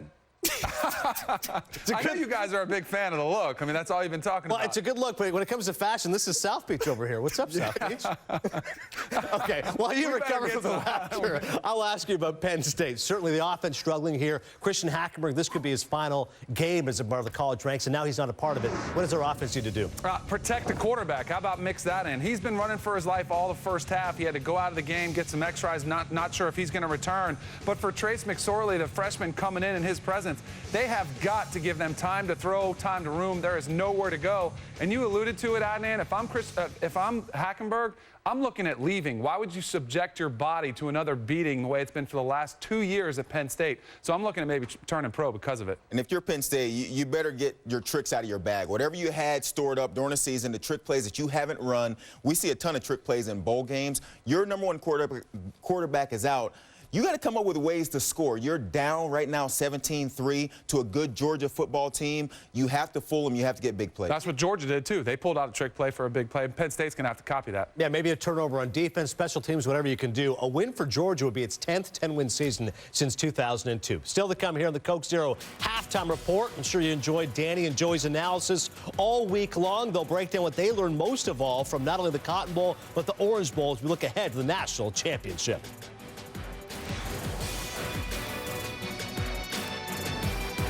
Guys, to celebrate Super Bowl 50, I'm rewarding fans with a special offer. Order a large pizza and get a second large pizza for 50 cents. 50 cents? That's pocket change. Certainly Roll Tide. That was the story in the Cotton Bowl in Arlington, Texas. It actually was 10-0 at the half. But Alabama's defense was dominating play, and then Derrick Henry started to get loose for the Tide in the second half. Jake Coker was terrific. Even Nick Saban was smiling and giving something of a dance as they rolled to victory. They'll be in the national championship. Don't call that a dance. Oh, no. It was something. It was kind of a gyration. Speaking of gyrations, that would be Deshaun Watson and the rest of Clemson. They're actually trailing at the half, and after that, the second half, they took over against Oklahoma, particularly their offense, as they roll in the Orange Bowl. And that means the national championship game will be this. Clemson, seeking its first national title since 1981, will be the first major college team to win 15 since 1897 Pennsylvania. Wow. As for Alabama, 12-3 in 15 meetings versus Clemson. Certainly they have history on their side. Both of you guys were at different sites. Joey, of course, you were in Florida. Danny, you were in Arlington, Texas. Joey, what did you learn after watching this game and really what you saw from both of these teams? You know what? If you'd have went before the game in the Alabama-Michigan State game and said that Michigan State could hold Derrick Henry to 20 carries for 75 yards, you'd have absolutely thought that Michigan State had a chance to win the game. But this Alabama offense is willing to lean on Jake Coker and his ability to go downfield. Lane Kiffin in the past few weeks has shown more and more confidence in Coker's ability to go down the field. Throw it up. Let these young receivers run under the ball. This is a really nice throw right here, over the shoulder, not bad coverage. Now, this one is just a home run ball across the middle of the field. You got a safety matched up man-to-man against a fast receiver. They don't stand a chance. But the idea that Jake Coker can carry this offense is something that we haven't seen yet this season. And now going into the championship game, Clemson has a lot more to worry about than just Derrick Henry. Yeah, I was tough on Jake Coker all season. I didn't know if he had it in him. I didn't know if he had it in him, but he did. I mean, he had an exceptional game, maybe the best game in his entire career, if not his entire life, on the biggest stage. And if he can do that again, it's going to be really tough. But when you talk about Clemson, the thing they don't get enough respect for is their defense. We talk about great defense. We talk about Alabama. Guess who's number 2 in pass defensive efficiency? The Clemson Tigers. They're exceptional along the defensive front. They shut down Oklahoma in those running backs, Samaje Perine and Joe Mixon, without Shaq Lawson, their best force along the defensive line throughout most of that game. They have long, athletic secondary players that can go toe-to-toe with those Alabama wide receivers. So I think it sets up for an outstanding matchup. They have the speed, though. You know what I mean? The length is there, but you have to have speed and ability to go play that ball when it's in the air, because he's airing it out. He's throwing it out there and doing a nice job of leading his receivers. You were critical of Jay Coker, but you've been really positive when it comes to Deshaun Watson. How do you think he fares against that great Bama defense? That's going to be the test. This is the one thing that Alabama has not been able to stop. When you go back and look at the Ole Miss game, whether it was going back to Johnny Manziel, Cam Newton, they have not yet stopped an up-tempo, mobile quarterback, and this is going to be their biggest test. Now, Nick Saban has done a much better job of recruiting athletic, fast linebackers that can match speeds with a guy like Deshaun Watson. But then you have got Wayne Gallman if you stop Deshaun Watson, so they keep coming at you. So how's he going to fare? Tell us. I think he'll play. I think he's the best quarterback in the country. I really do. The way he's finished this season, I think he'll put up numbers. I think he'll have a good game. I agree. You know, and watching him in that game, I was more impressed by the fact that he wasn't real sharp with his arm. And it ultimately didn't matter because he had his legs, and they made as big a plays with his legs as he ever did with the pass game in that game, and that's what mattered. And Clemson's going to throw past history. They've lost 12 straight games against Alabama, certainly with Watson and company. They're hoping for a change of fortune. Just a reminder, when it comes to college football, you can get it all here. If it's on ESPN, it is on the ESPN app. Download the app right now for all of your great college football action. Second half between Penn State and Georgia. The TaxSlayer Bowl is coming up right after this.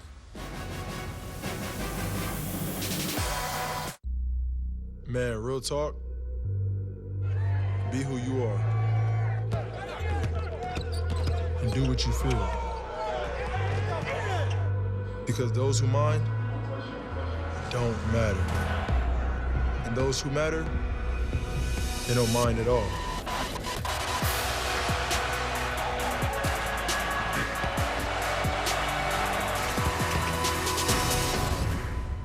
Still here? There's people who care where I'm going, and good friends who welcome me home. So get a full tank of freedom, drive the American road.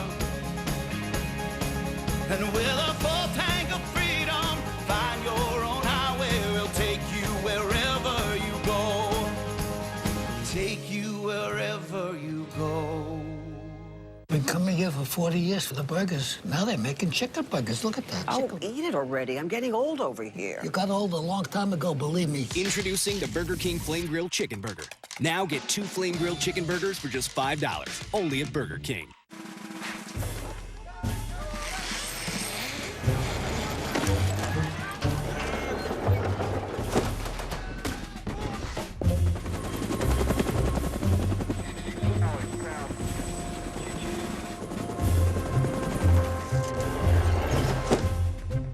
No matter where, no matter when, I will defend.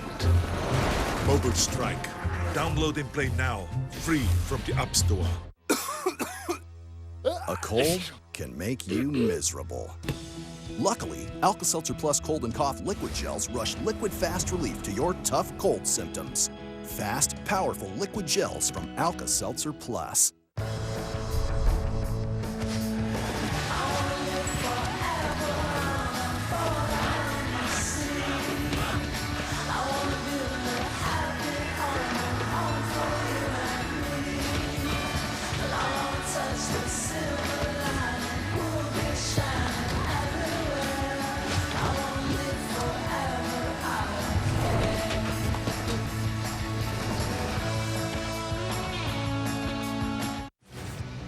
This halftime report is presented by Coke Zero. All taste, 0 calories. You don't know zero till you've tried it.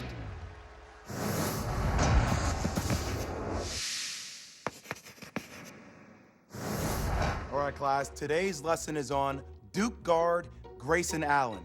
make sure you take some notes. Last year, he was the 8th man off the bench. This year, he is Duke's #1 option. You want to see some moves? You want to see some dancing with the basketball? Make sure you check out what he does on the court. One of the most dynamic slashers we have in our game. Some people compare him to White Chocolate, Jason Williams. Not me, the other one. Write that down.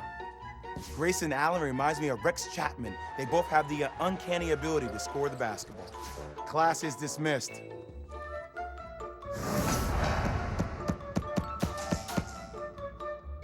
Rather than dropping the mic, Jay Will dropping the apple. Well done. Make sure you join us for a big Monday as North Carolina taking on Florida State, 7 o'clock Eastern.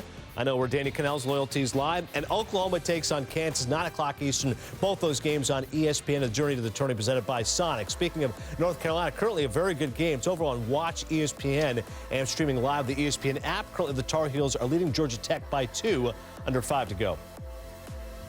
Not your ordinary bowl game like the HBCU national champions. Here goes big number 7. Touchdown LSU. What a moment. Broncos get the win, 55-7. Back-to-back victories here in Las Vegas. It was a hell of a game, huh? Jared Goff was on fire. 6 touchdown passes, matches a career high.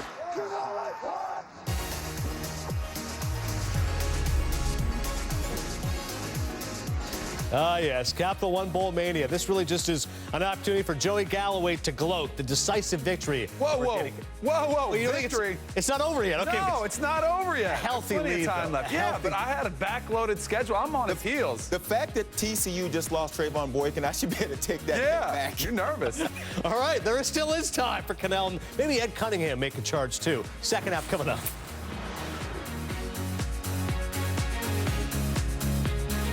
Today, my fellow Popeyes pros, you are here to learn how we make our amazing new spice-packed wings.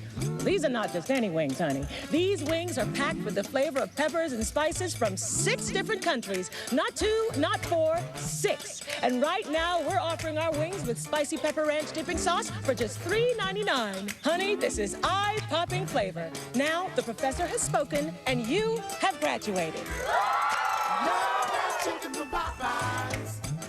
Now Rain-X has revolutionary wiper blades that treat your windshield with a water-repellent formula.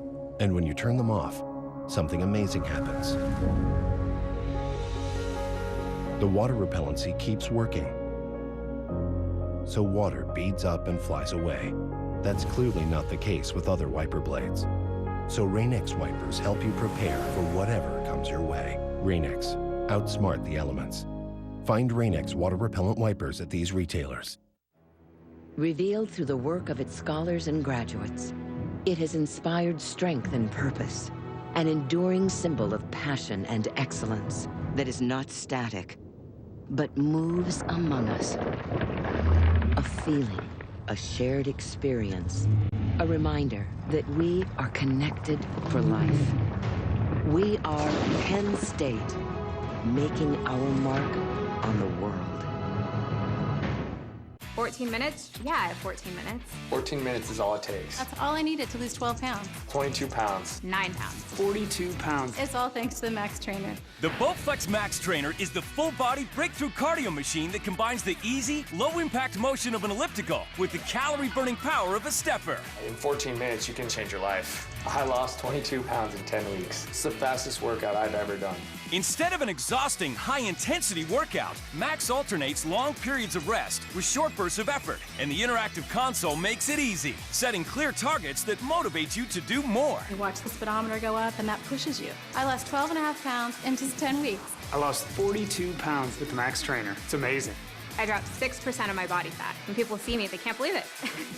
To learn about great deals like special financing for 18 months, call or go to ordermaxtrainer.com for your free info kit and a chance to win up to $250 off Max. That's ordermaxtrainer.com.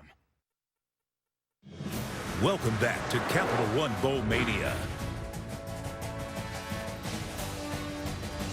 The Tax Slayer Bowl from Jacksonville, part of Capital One Bowl Mania. Getting ready for the second half with the Georgia Bulldogs leading the Penn State Nittany Lions by 2 touchdowns. And Georgia about to get the ball. think others probably liking the day pretty well. Alan Bestwick and Coach Dan Hawkins. We said at the top of the show, Hawk, that each team had its stars on offense, but getting something accomplished against two very tough defenses would be key. Well, Georgia's been able to get a little bit accomplished. Penn State's in some trouble. Well, it's tough with Christian Hackenberg going out with the injuries. He got knocked around a little bit early on, took a few hits, did a nice job throwing the seam ball. You see, he took a few pops, then he rolls out here, takes off running, and then bam, lands on that right shoulder. He hung in there, made a few nice throws, but finally had to leave the game. And on the Georgia side of the ball, this was the big play, the Wildcat touchdown pass. Yeah, Godwin, the former baseball player, throws to Mitchell. First really big play for Georgia in the game. Come back here, Lambert. Come back to the same play. This time he's on the receiving end. And our game track brought to you by Marathon shows you the numbers really are pretty close for both teams. The one turnover for Penn State. Critical because that and the penalty led to the first field goal initially. So teams back on the field and the ball in the air for the second half, and Georgia leading by 2 touchdowns. We'll start from the touchback on its 25-yard line. Tiffany Green's been monitoring the Hackenberg situation and all other things down by the locker rooms. Yeah, Alan, we saw Christian Hackenberg go down early in the second quarter. I talked to head coach James Franklin. He says he is out for the rest of the game, so he potentially may have played his last game in a Penn State uniform. So to help Trace McSorley, he says we've got to get the running game going more downhill, not so much side to side. Defensively, we've got to put pressure on the quarterback. And for Georgia, well, Brian McClendon said very simply, we still left too many opportunities out there on offense. Look for them to make some bigger plays and take even bigger shots this second half. All right, Tip, thanks. So Grayson Lambert throws on Georgia's first offensive play of the second half. Jeb Blazevich will fight forward and have first down yardage for the Bulldogs. Nice little play action to start the game. Faking a lead draw there, end up throwing the underneath route. They're going to go no huddle and go fast. This is Michelle. Runs into a wall of white, balls out, but it'll go out of bounds. Marcus Allen, boy, he came downhill in a hurry. Look at him, he's all fired up. You can hear the crack from up here. There's a little hitting going on. You see right there, look at him. Stuns the point of attack and ends up making the tackle. So loss with the fumble going out of bounds, sets the ball back to the 29-yard line, a loss of 7. I think this Penn State defense has to get aggressive. Blitz, they need negative plays. They got to play some zone and see the ball and go for interceptions. They've got to score and create some momentum for their offense. Yeah, and trailing by 2 touchdowns, they've got to stop Georgia here. They really do. That's a pass to Michelle. He'll be ruled out of bounds on the far sideline, and it'll bring up 3rd and long. A couple of injury updates for Georgia. Wide receiver Reggie Davis and the place kicker Marshall Morgan have both suffered right ankle sprains and are out of the game. That explains why we saw Colin Barber kicking the point after try a little bit ago. Now, should we dare ask how that actually happened? Well, Morgan's been known to be pretty aggressive trying to make tackles on kick coverage too, so.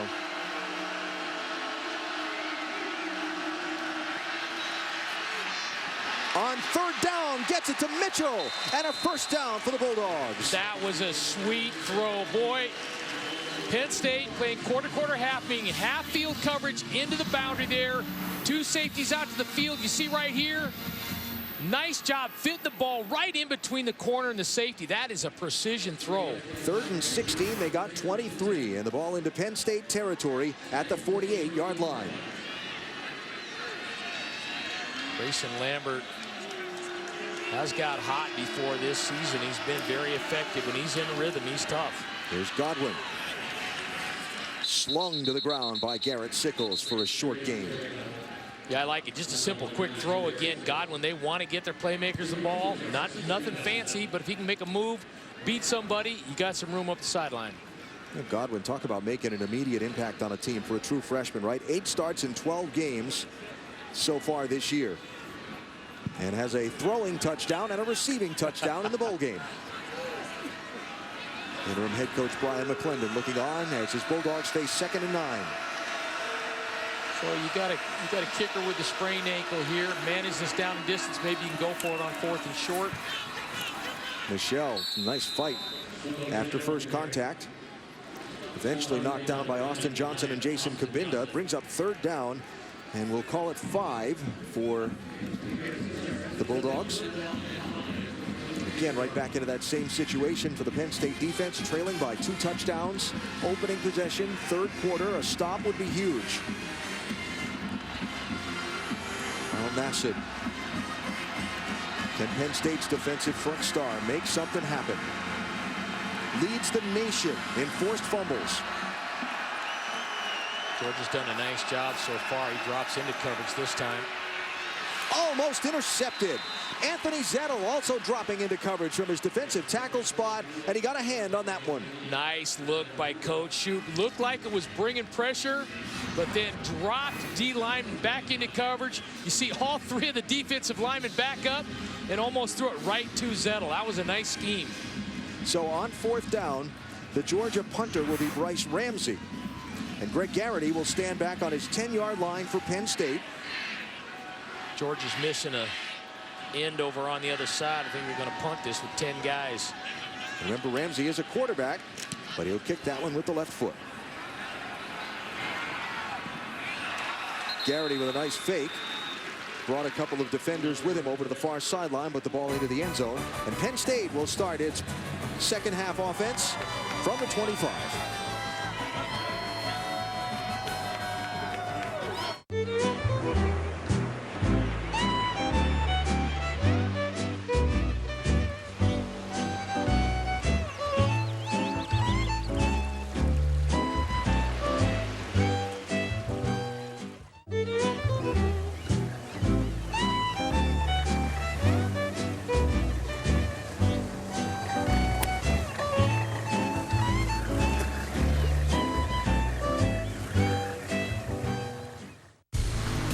Conquer the weather.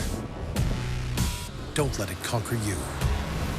With the capability and adaptability of Lexus All-Weather Drive. This is the pursuit of perfection. When you've got a house full of guests on the way and a cold with sinus pressure, you need fast relief. Alka-Seltzer Plus Severe Sinus Congestion and Cough Liquid Gels rush relief to your tough symptoms to put you back in control. Coming. Alka-Seltzer Plus Sinus.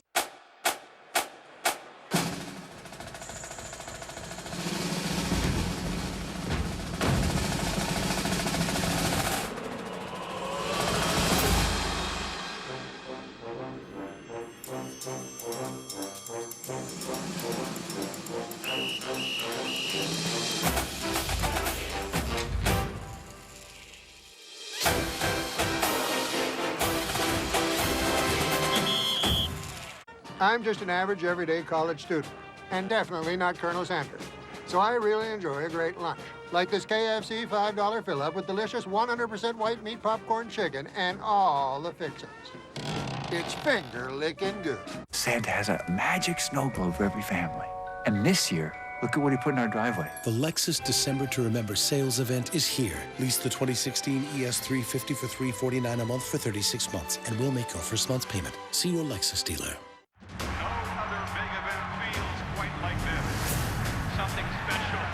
About to occur. The National Championship presented by AT&T, Alabama, Clemson, Monday, January 11th at 8:30 on ESPN.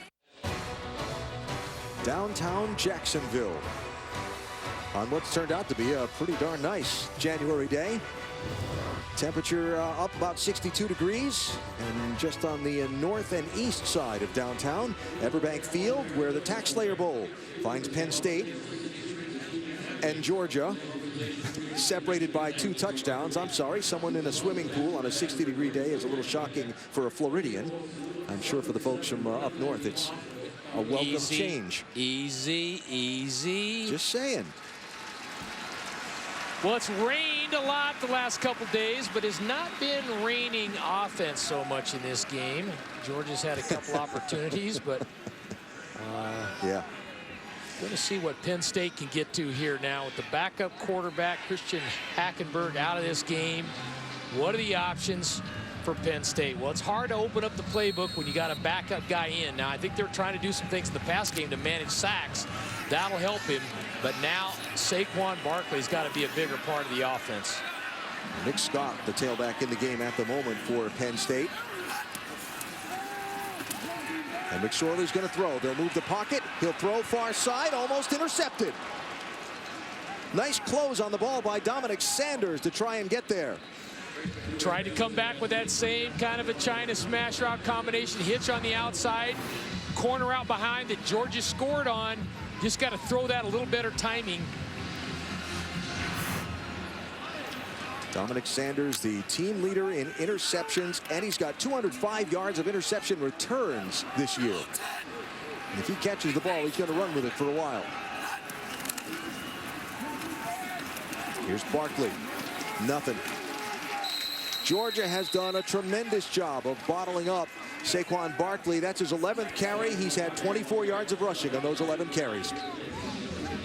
Kirby Smart is going to be very fired up because this Georgia defense returns almost everybody. They got a ton of guys that are going to be back in a Bulldog uniform next year. 8 of the 11 rushes for Barkley in this game have been 1 yard or less. And now it's 3rd down and long for Penn State. It's very hard to throw the football downfield with a rookie quarterback. You get into the screen game and normally people sitting all over that.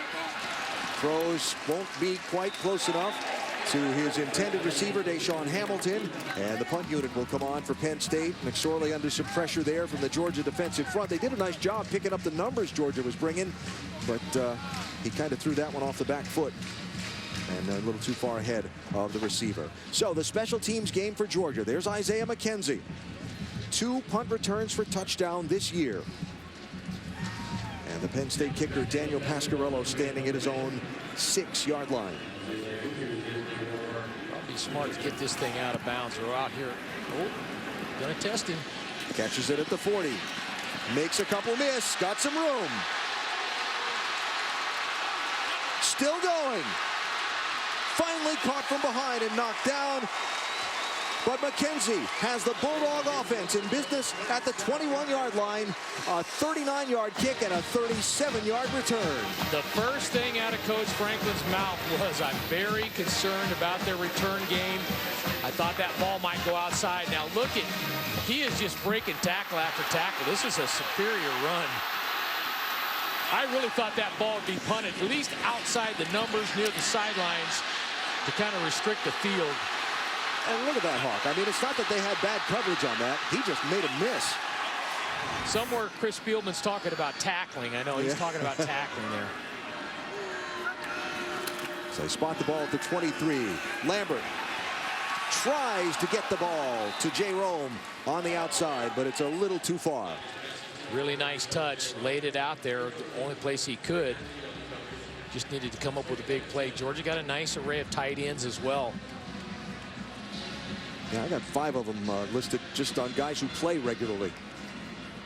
Something you don't always see in today's modern football. Plus a couple of fullbacks. Yes, sir.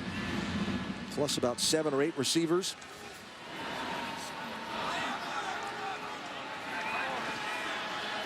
Mason Lambert, 8 of 17 throwing. Got a touchdown, no interceptions. Yeah. And a flag and a false start. False start. Number 71 offense. 5-yard penalty. 2nd down. John Theus, the senior right tackle from Jacksonville. One of the team captains, as you see by the C on his shirt. Got his brother Nathan on the team. A lot of family here, no doubt. Pretty talented players. Got a chance, I think, to play at the next level. Doesn't have the length that you'd normally like to see at tackle, but he's certainly very athletic. Comes in as 6'6". It's 48th career game for Georgia, 33rd start in 48. So now 2nd and 15. And another whistle and a timeout. Brian McClendon racing down the sideline and signaling the early Georgia timeout. TV timeout.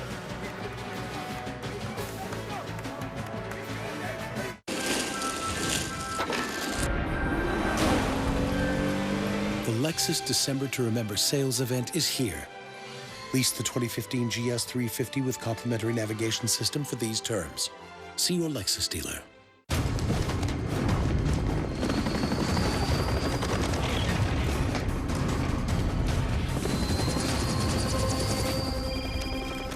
Where are you? Well, the squirrels are back in the attic. Mom? Your dad won't call an exterminator. Can I call you back, Mom? He says it's personal this time. If you're a mom, you call it the worst time. It's what you do. If you want to save 15% or more on car insurance, you switch to Geico. It's what you do. Where are you? It's very loud there. Are you taking a Zumba class?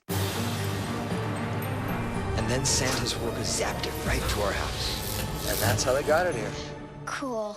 The magic of the season is here at the Lexus December to Remember sales event. This is the pursuit of perfection. Your paycheck. Your family depends on it. But if something happened to you, you need life insurance. And chances are SelectQuote can get it for you for under $1 a day. SelectQuote found Alec, 38, a $500,000 policy for under $23 a month. SelectQuote found Kenesha, 39, a $350,000 policy for under $14 a month. SelectQuote's secret? They impartially shop a select group of highly rated companies like these for your best rates. Give your family the security it needs at a price you can afford. Since 1985, SelectQuote has saved customers hundreds of dollars. Call SelectQuote now, 1-800-559-3600, or visit SelectQuote.com. Discover what over 1 million families now know. We shop, you save. Call now. The 2016 Tax Slayer Bowl, brought to you by Visit Jacksonville. Go to visitjacksonville.com to learn about special events, vacation planning, and things to do in Jax. Lexus All-Weather Drive. Conquer the weather. Don't let it conquer you. See your Lexus dealer at Franklin American Mortgage. It all begins with home. It's a staple of a lot of bowl trips, but such a great one. When the teams visit a local children's hospital, players and cheerleaders providing so much uplifting. Here's Christian Hackenberg in the sweatsuit trying to provide uplifting to his backup quarterback. Trace McSorley now faced to carry the load after Hackenberg got his shoulder landed on earlier in the game on a running play. Here's Sony Michel continuing to try and drive forward. At the bottom of the pile is Austin Johnson, 99. And Troy Apke also in on the hit there for Penn State. Penn State opened up with pressure coming from the boundary. Theus able to get that kicked out. Sony Michel banging it up inside. So Michel out of the game. Keith Marshall in for the 3rd down and 9. Georgia really only with 2 tailbacks per se in this game now. They could end up going to the redshirt Tay Crowder in an emergency, but they're missing a few guys. Under pressure. Lambert will get dropped. First sack of the day for Penn State. Anthony Zettel and Austin Johnson got to him. That's where the veteran quarterback, look at, you knock yourself out of field goal position here. They might going to try it. They're going to try it, but taking a 10-yard sack here on 3rd down. Know the timing. That ball. Give your field goal kicker a better chance of making. So remember, Marshall Morgan, the Georgia regular field goal kicker, was knocked out of the game with a twisted ankle. This is the punter, Colin Barber. He'll try from 48.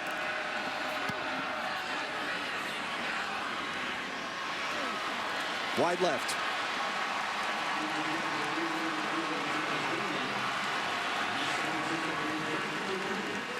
So on 2 Georgia offensive possessions in this second half, the Penn State defense has managed to avoid letting the deficit grow any larger.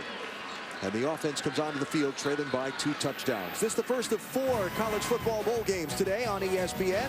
Coming up next, the AutoZone Liberty Bowl, Kansas State and Arkansas from Memphis. Then the Valero Alamo Bowl from San Antonio, number 15 Oregon and number 11 TCU. The nightcaps, the Motel 6 Cactus Bowl from Phoenix with West Virginia and Arizona State. And all 3 games streaming live on Watch ESPN and the ESPN app. Trace McSorley throws outside, too tall for Deshaun Hamilton. They're going to mark that as a backwards pass and a fumble, it looks like. Did that hit the ground? I think it was backwards, and I think just a smart play getting on it in a hurry, because one-step throw. There's Christian Hackenberg. Now ball calling plays. And that would be a backward pass. Throws from the 32, caught at the 33 or not caught. Jack, how would you rule the backward pass there? What needs to happen?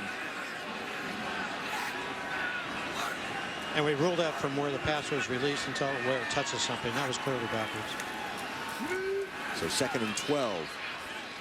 Akil Lynch gets the carry for Penn State. Haven't seen Lynch much. We've seen him in a couple third down situations. The redshirt junior from Toronto. So it'll be 3rd down here. Something we haven't seen much since 2013, except in mop-up time. Somebody other than Christian Hackenberg operating in the Penn State offense. Give him a lot of credit. Big-time recruit, comes in there when Penn State is going through all of their issues. He stays with the commitment, hangs in there. He's gone through coaching changes. McSorley throws complete to Chris Godwin, and a Penn State 1st down across midfield. There you go, youngster. That same smash route they had before. This time he cuts it loose just a little bit earlier. Delivers the ball on time. Excellent placement.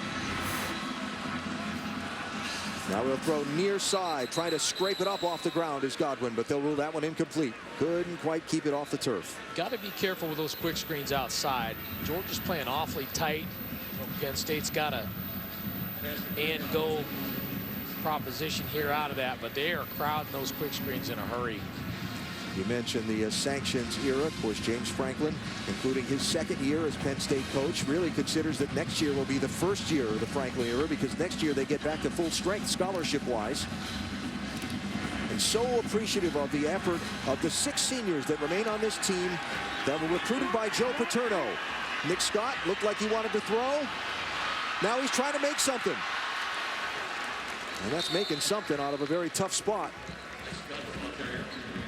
He did want to throw, but Aaron Davis did a nice job at corner over there. He played way off. Wasn't buying it. And Scott turned it into a positive yardage play. Scott has thrown 1 touchdown pass this year. So now 3rd and 6. You know, it was only last year, Alan, that Penn State found out, you know, kind of halfway through the season, that they would be bowl eligible. Yep. And dealing with all those issues is extremely tough. And even a loss of a few scholarships, let alone a bunch, is really detrimental to your program. Little too tall for Geno Lewis to pull in. He was open. Malcolm Parrish was a few steps back off of him, but it'll go too high and incomplete. It's 4th down. The offense staying on the field. They're trailing by 2 touchdowns. Ball's in Georgia territory. Why not? I like it. I like the decision. You're here last game. You might as well. You haven't got the ball in this kind of field position in a while. Tried the fake punt earlier. That got stuffed by Georgia. So 4th down and 6. Like Georgia playing man across the board. They bring pressure. Shovel pass in the middle. Tried to get the inside screen to Saquon Barkley. Falls incomplete. Ball goes to Georgia. Bringing a lot of pressure right up the middle. Playing man across the top. You're going to see pressure come right up inside through both of those A-gaps. Penn State trying to get a screen going. Just too much, too early. Couldn't get it off. I like the effort, though. Again, a very young football team there with Penn State. I think as they continue to build, when they showed up, there were 9 offensive linemen on scholarship, and that's where you start. 2 touchdown lead for Georgia.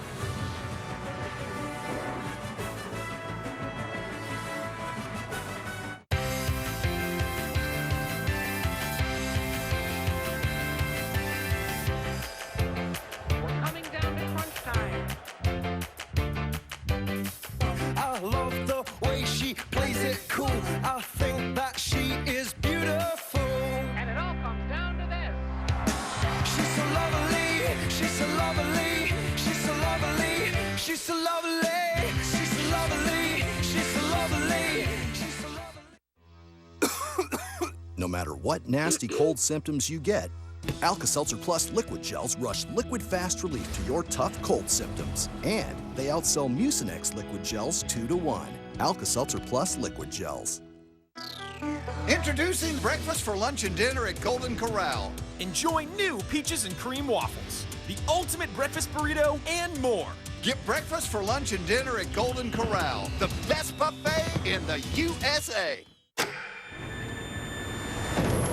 In 2010, Sarah Price went into the infamous suicide forest to find her sister. I'm not leaving without her. And was never seen again. On January 8th, Hello? discover the truth behind the most terrifying place on Earth. The forest, rated PG-13. Hey, Ralph Punzel. Oh, hey, Ronnie. Where are you headed? Great Clips. You're getting a haircut? I checked in already. Using their online check-in. I'm dying to check. It saves you time. You're getting a haircut. Why? Thinking about applying to astronaut school. That's cool. Okay, I'll see you, Ronnie. Save time every time. Download the online check-in app today. Great Clips. It's gonna be great.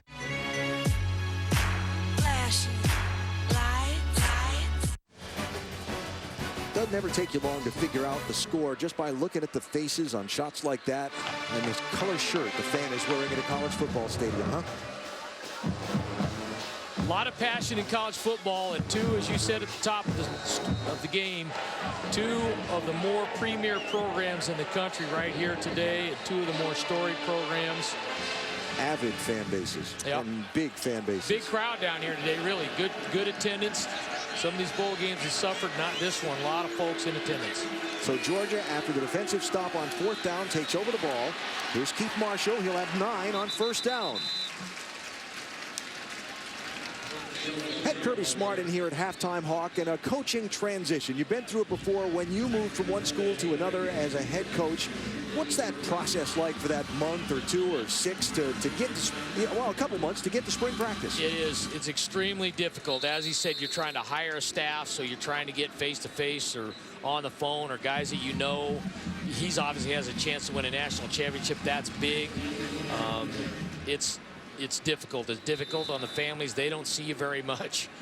And it's hard. As soon as your job at Alabama as a defensive coordinator is taking all your time, and then all of a sudden, 2 minutes after you get just a little bit of a break, you're thinking about calling this kid for Georgia or what's going to happen in Georgia. Who am I going to be my strength coach or my receiver coach? It's difficult. Lambert to throw. Has a lot of time, but doesn't have any receivers. They'll make a nice scamper for about 7 yards before he's chased out of bounds by Grant Haley. You look at, the people for ESPN and ESPN Recruiting Nation that follow such things say they've gotten some pretty good guys here in these last 3 recruiting classes. Mark Richt was very successfully able to recruit, as you like to call them, dudes. And creatures. But now the process is continuing to recruit them when every other school in the SEC is recruiting against you. Obviously, very talent-rich area. Georgia, ton of players. Obviously, the Southeast, a ton of players. One of the reasons they've been so successful over the years. Good hands there by Godwin.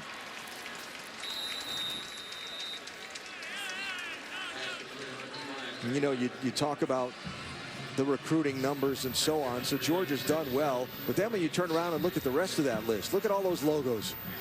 Those are all SEC logos.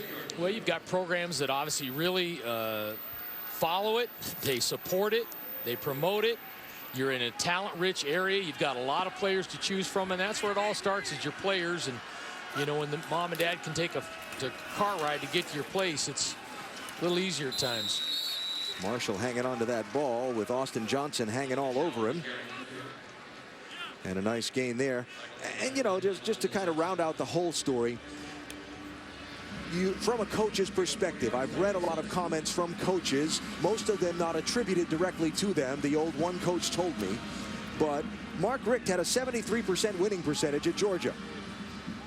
and he's no longer the coach there. Yeah, I love Mark Ripp, him and his wife Catherine. They're great people, great coach. We're in a different era. First down, Georgia. Marshall. I'm very fired up to see Keith Marshall. I hope he has some success here on his last day out. This poor kid has had more adversity than most people should have. But, you know, it is what it is. You know, they want you to win and win more. The people at Georgia expect a national championship. They want you to beat more big games.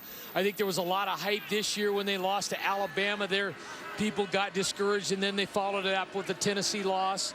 But a first-class guy cares about his players, does it the right way, a lot of integrity. Sony Michel fights to the goal line, and a touchdown, Georgia.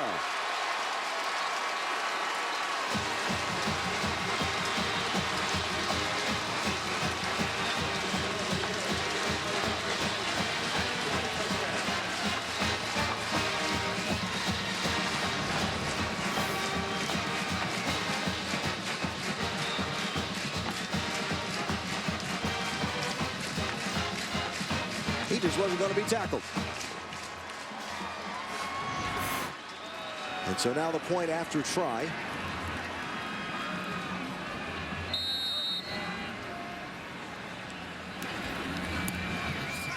He is good. Sony Michel has certainly been a big chunk of the Georgia offense for a lot of this season after Nick Chubb went down in the Tennessee game.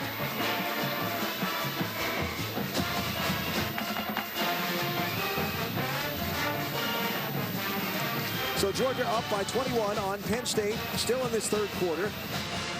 And we begin to look ahead for the moment about all of these bowl games remaining today. The College Football Playoff National Championship game, you can find it on the ESPN app. We're streaming all of our ESPN broadcasts now right there on the ESPN app.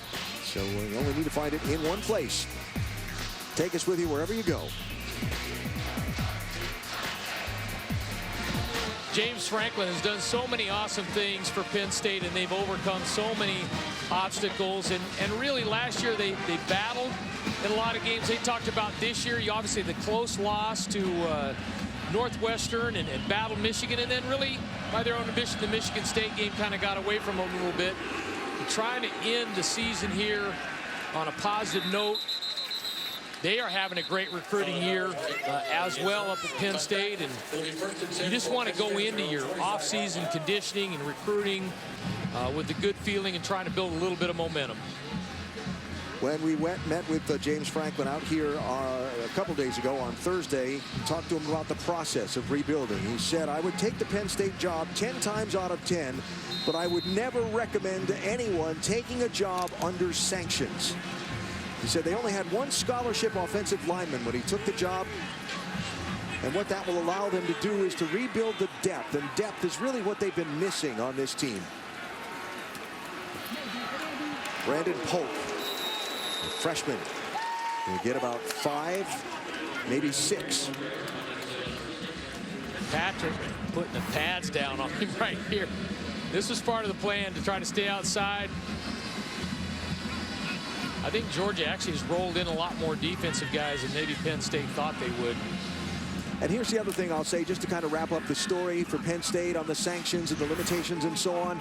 Through all of it, through the end of the Paterno era, the interim coaches, the O'Brien era, through the 2 years of the Franklin era, as McSorley throws to Barkley, they've never had a losing season yet. Yeah, they certainly have done a nice job just bringing it back in a program that almost had the life sucked right out of it.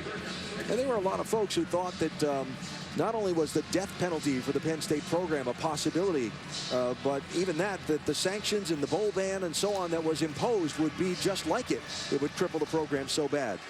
And a credit to the players who stayed, the players who came, and to the coaching staffs that have come through. Well, and guys like Carl Nassib who walked on, yep. You know, people really good players that walked on. McSorley complete on third down to Godwin, who'll be out to midfield. There you go, step up and throw a strike. 21-yarder there. one of the hidden messages of football, all the things you can get out of it. Keep battling under adversity, keep playing. Don't worry about the score. Be as good as you can be. All those altruistic values that all the coaches believe in are really played out sometimes in situations like this. And you see Chris Godwin has had himself a day today in this bowl. He's been the guy for Penn State.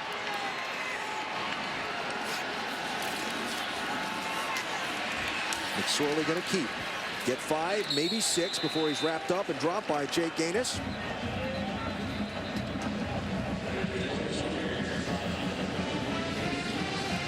Worked with us earlier, Christian Hackenberg on a running play. A scramble out of the pocket when all his receivers downfield were covered. Got dropped and had a player, a 276-pound defensive end, fall on top of him as he was going to the ground, kind of forced his right shoulder into the ground. He stayed in for most of the rest of that series, but after attempting to throw a couple of balls, had to leave the game. He's on the sideline now in street clothes. We have no specific update on any injury, but obviously he's not coming back. Here's Barkley. All the way down to the 15.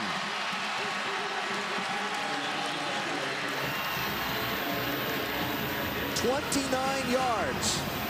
29 of his 53 total for the day right there. Faking the fly sweep, coming back with the power back underneath it. Georgia's been playing outside on that play. Nice little counter coming back inside. McSorley threw. It was in behind Godwin. They weren't on the same page on the coverage read. Second down for Penn State. We talk about the meaning of a bowl game for teams, and when you've got young players like Trace McSorley or some of the other younger players for Penn State and Georgia, and the chance to get those extra practices in and play this game around New Year's, shortens up the time from the end of that Thanksgiving weekend game till the beginning of spring practice.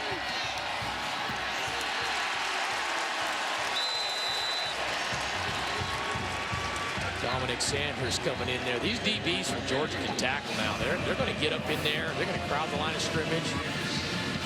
And Kevin Sherr bringing pressure. I was just standing here thinking and didn't know whether to say it or not, but that was a read play. He was trying to make a read, and he said, here, you take it, because one of us is going to get hit. There's Sherr.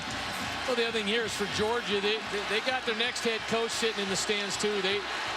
They want to impress that guy and not relax and keep playing. McSorley under pressure, gets away, throws short. They'll say it's a catch inbounds on the far side by Saeed Blacknall, his first catch of the day. Got an official right on it.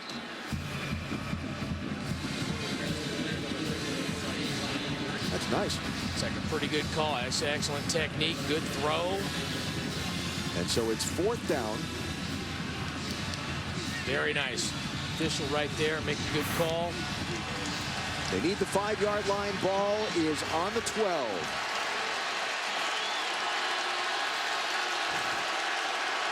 So pressure again. Yeah. Going to back them up 5. Unless they call that offsides. Yeah, there's all kind of movement there. Full start. Number 53 offense. 5-yard penalty. Still 4th down. That's Derek Dowry. Redshirt junior guard from Winchester, Virginia. One of the guys that James Franklin has had to flip, came into Penn State as a defensive lineman. That lack of depth on the offensive line, they've had to flip some guys to play offense. And so now the field goal kicking unit comes on the field. Tyler Davis will be on, and play being stopped here as time has expired on the 3rd quarter. When one guy has a touchdown throw and a touchdown reception, your team's probably having a good day.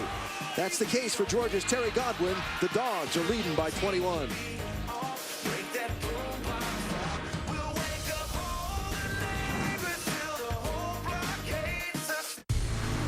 Conquer the weather. Don't let it conquer you. With the capability and adaptability of Lexus All-Weather Drive. This is the pursuit of perfection. Hey, fellow university students. Man, that Psych 302 class is tough. You know what makes me feel better? A great lunch. Like this $5 fill-up from KFC. This popcorn chicken is made from one piece of chicken. Not like those nuggets that come in funny shapes. Are you Colonel Sanders? Yes. I mean, no. I'm just a normal college student.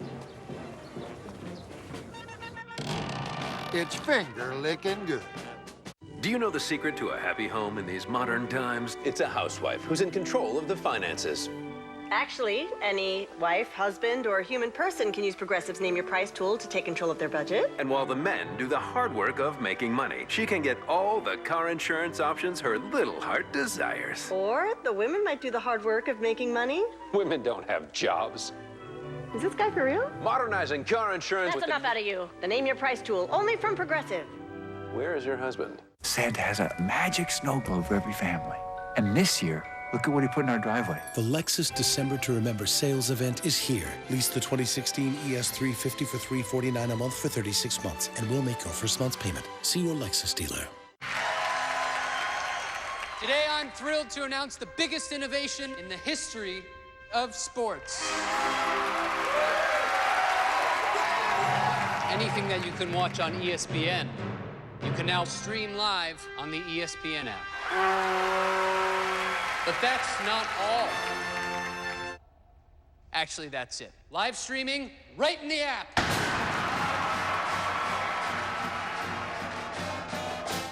Are you living with slow internet at home? Or maybe no internet at all? Then you need HughesNet Gen 4, high-speed satellite internet. Whether you live out of town or way out of town, HughesNet is available wherever you call home. So you can live where you love and enjoy a great internet connection too. HughesNet features smart technologies to make your online experience better than ever. So go ahead, shop for deals, learn new things, share little moments, and stay in touch. Connect to what matters most with HughesNet. Right now's the perfect time to finally get high-speed internet where you live. HughesNet, America's #1 choice for satellite internet. Call now because for a limited time, standard installation is free. Call 1-800-914-2926. Ask about special offers available only in your area. Good look at the Progressive Bowl Challenge Cup that's here on site in Jacksonville. Going to be awarded to the conference that has the highest winning percentage in the postseason. And the Bowl Challenge Cup standings brought to you by Progressive. Remember all the talk last year about the SEC having a tough postseason? Doing okay so far in this one. And ahead of this game today, here at the TaxSlayer Bowl. Still got a full day of action later on today with 3 more games to come up tonight. So here's Penn State. On 4th down, they need 12. 0 for 2 on 4th down today. Their backup quarterback, Trace McSorley, leading the Nittany Lions offense. Will Georgia bring the heat? They drop the coverage. McSorley throws to the corner of the end zone. Touchdown, Penn State. Geno Lewis with the catch.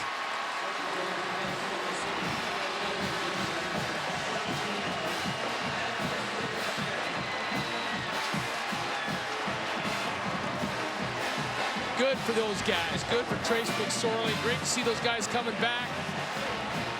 Excellent hands, placement. Got an official sitting right on it.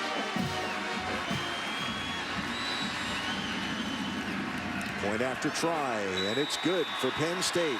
So finally a touchdown just inside the 4th quarter for the Nittany Lions. Geno Lewis, the redshirt junior out of Wilkes-Barre, Pennsylvania, with a nice catch. And how about the patience by Trace McSorley?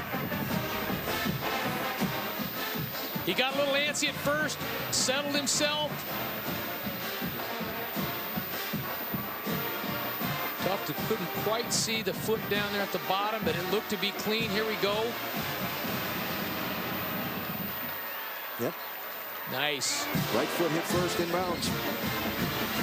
Our supervisor of officials up here from the Pac-12, Jack Folliard.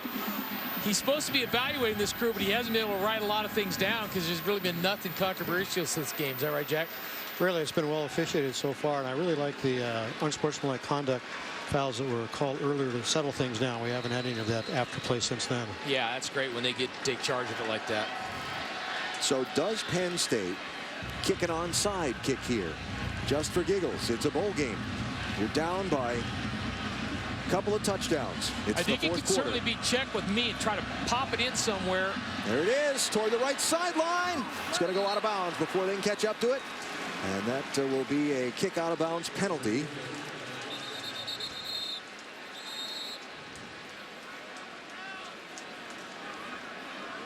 And so Georgia will get the good starting field position. One from here, 5. Kick out of bounds.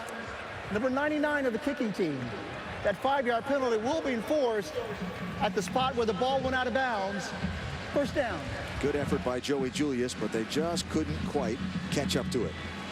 Well, we now know who's going to play for the College Football Playoff National Championship presented by AT&T. It's Alabama and Clemson coming up a week from Monday at 8:30 Eastern on ESPN. Of course, streaming live on Watch ESPN and the ESPN app.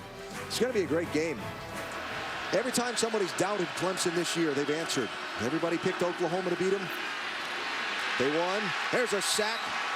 Austin Johnson drops Grayson Lambert. Can't hold the ball. This Penn State D-line is too tough, too aggressive.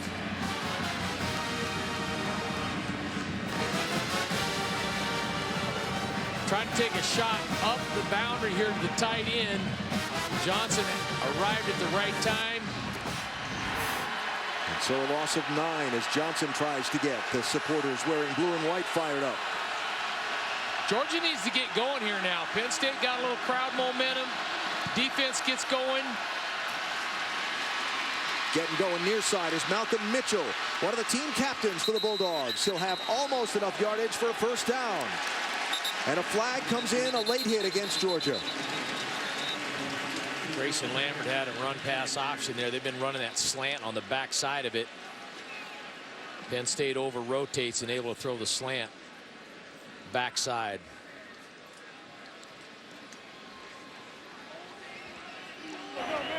After the play, personal foul, late hit out of bounds, number 77 offense.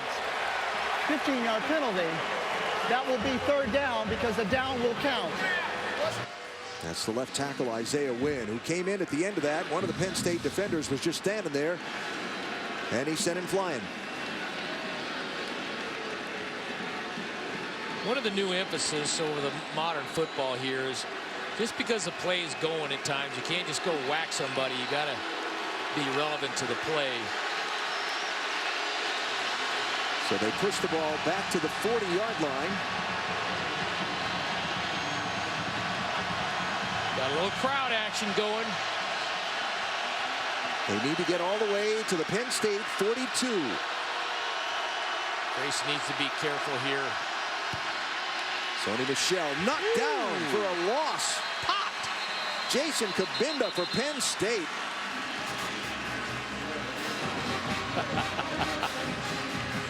That looks like a Penn State backup. So Bryce Ramsey, watch his hit. It's the exact same play they ran before. They didn't pull it and throw it. They handed it off. Bryce Ramsey comes on. Remember, the backup quarterback. We've seen him under center in this game. Standing at his own 24-yard line. Garrity's dad was a hero. Turn one here and be a hero. Signals for the fair catch. He'll have the ball at the 19-yard line. So the onside kick didn't work, but the Penn State defense made a stand. And they get the ball back, trailing by 14.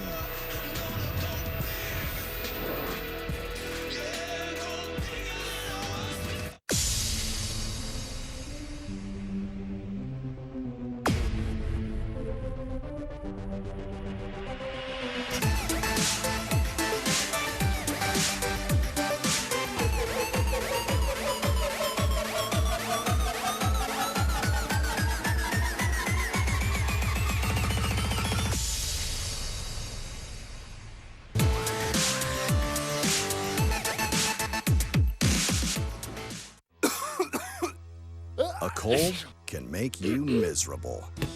Luckily, Alka-Seltzer Plus Cold and Cough Liquid Gels rush liquid fast relief to your tough cold symptoms. Fast, powerful liquid gels from Alka-Seltzer Plus. Taco Bell's Breakfast Crunch Wrap is a whole lot bigger than the average muffin sandwich. It also has 1,000,000% more hash browns inside. Taco Bell's Breakfast Crunch Wrap, it's more of a meal than a muffin. There's people who care where I'm going, and good friends who welcome me home. So get a full tank of freedom, drive the American road. And with a full tank of freedom, find your own highway. We'll take you wherever you go. Take you wherever you go.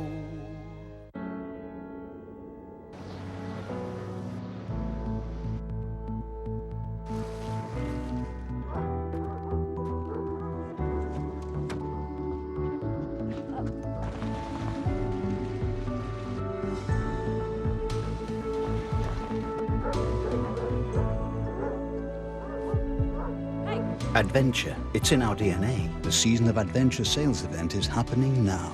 Land Rover, above and beyond. Something special is about to occur. The National Championship presented by AT&T, Alabama, Clemson, Monday, January 11th at 8:30 on ESPN. A year ago, Penn State played Boston College in the New Era Pinstripe Bowl at Yankee Stadium. They were behind by 14. Christian Hackenberg had a 371-yard day, threw 4 touchdowns, no picks. They came back to tie the game up, send it into overtime.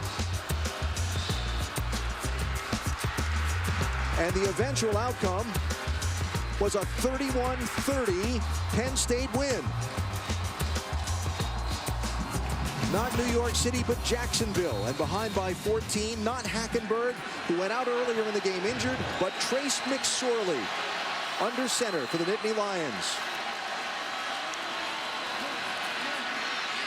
Gonna throw. Has a receiver wide open. Deshaun Hamilton with nice yardage on first down. Last series, Hawk, 9 plays, 75 yards, capped off by the McSorley touchdown pass. He was 4 for 5 for 43 yards on that last drive. Now here he opens this drive 1 for 1. Hey, you get in that zone a little bit, things start happening for you. You know, the youngster just gets in a groove, not even totally aware of the situation, and just starts playing smoothly like he should, and good things certainly can happen. Georgia making a lot of corrections over there on defense. Here comes Barkley. Nothing on the outside. Nice play to run up and make the hit, and taken down by Rico McGraw. Tiff? Well, guys, you talk about a fired-up Penn State sideline. A huge shift from just moments ago before they scored that touchdown. Coming off the field, Chase McSorley and Shaquan Barkley really leading the charge. Very vocal on the sideline. The youngsters are getting everybody up, and they've got that youthful exuberance giving Penn State belief once again.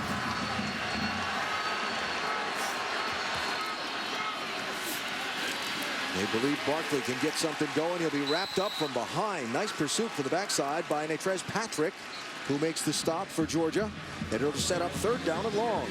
You don't have a lot of time to stop and hesitate against this defense. Too much speed, too much athleticism. You got to get going. So Barkley out, Akeel Lynch in at tailback. They need the 48-yard line.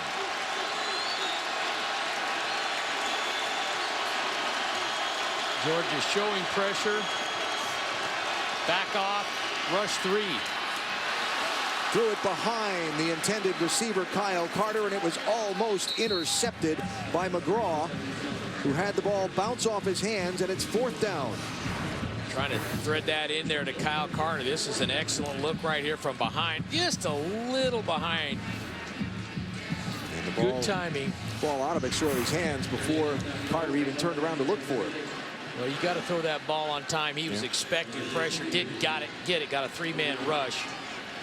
Pasquarello to punt. Remember, they tried an unsuccessful fake earlier. He'll kick it away wisely from Isaiah McKenzie this time. And we'll see where they spot that one. It's going to turn out to be a fairly short kick, I believe. And there is where Georgia will start at about the 30-yard line.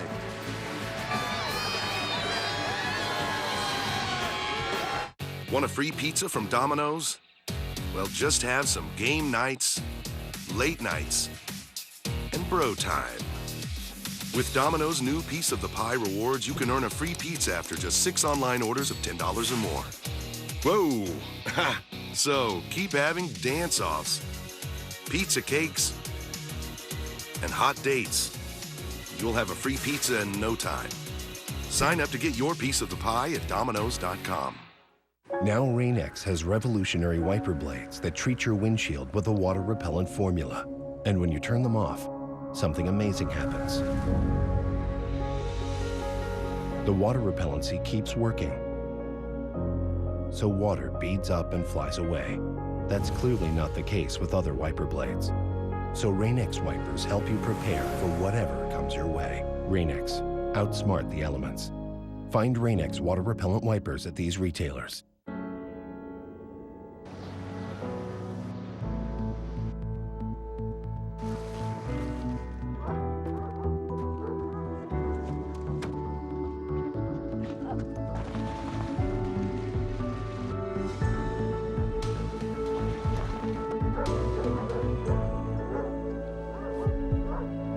Adventure, it's in our DNA. The season of adventure sales event is happening now.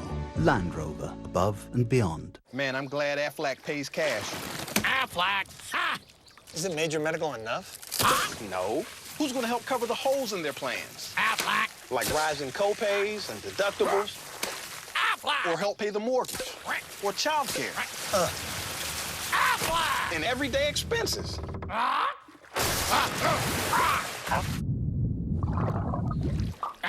Learn about one-day pay at aflac.com/boat.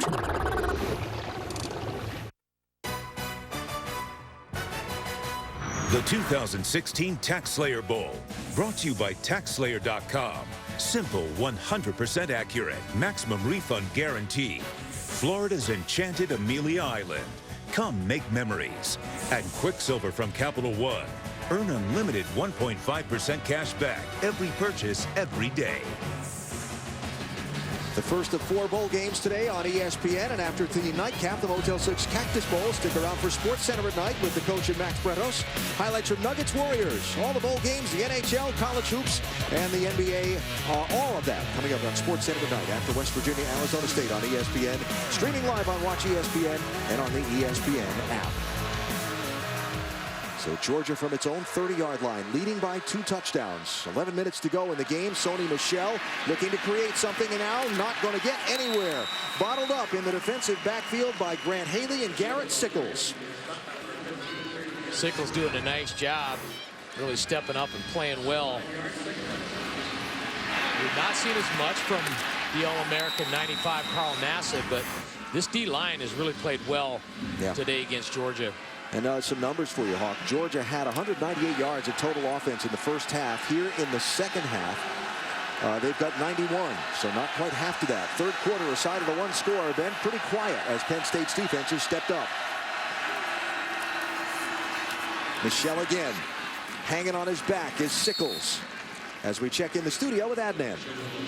All right, Alan, thank you very much. SportsCenter right now presented by Great Clips. Eagles running backs coach Deuce Staley interviewing for the team's head coaching position yesterday. Eagles owner Jeffrey Lurie began the process of interviewing prospective candidates for the job that opened when he fired Chip Kelly. Staley, a former Eagles player and a known favorite of the owner. Alan, back to you.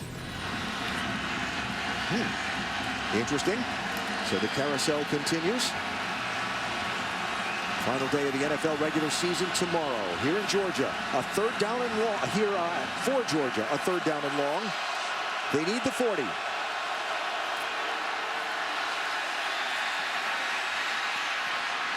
Lambert's going to throw it away. Nothing to do. Good coverage downfield by Penn State. And the Dogs will have to punt. Rushing 4, Penn State brings only 4. Played man underneath, 2 deep over the top. See right here, man. Locked up everywhere. Grayson Lambert, smart decision. Field position could change a little bit here. Georgia needs to get some things going, but look out for Penn State. Get that crowd going a little bit here. young quarterback come out, hit a couple throws. Whistles and a false start. They're going to back Georgia up 5. Full start. Number 14 offense. 5-yard penalty. Still 4th down. One of the things as a coach that really irritates you is, you know, we've done enough games this year, Al, but when you have a lead and things are going well, and then you sort of sit and rest, and then things start kind of eroding. Yep. It's always irritating because, hey, that team on the other sideline, they got pride, they got scholarships, they got coaches, they practice, they watch film. You better play your fanny off for 60 minutes. So Ramsey kicks from his 14. Garrity makes a sliding catch at the 42-yard line. That's where the Penn State offense will come back onto the field. 9 minutes to go. They need 2 touchdowns.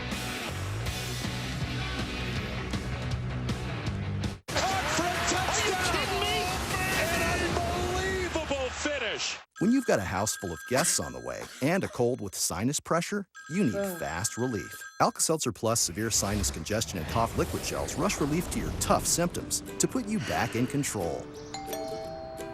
Alka-Seltzer Plus Sinus. I'm just an average, everyday college student, and definitely not Colonel Sanders. So I really enjoy a great lunch, like this KFC $5 fill-up with delicious 100% white meat popcorn chicken and all the fixings. It's finger-licking good.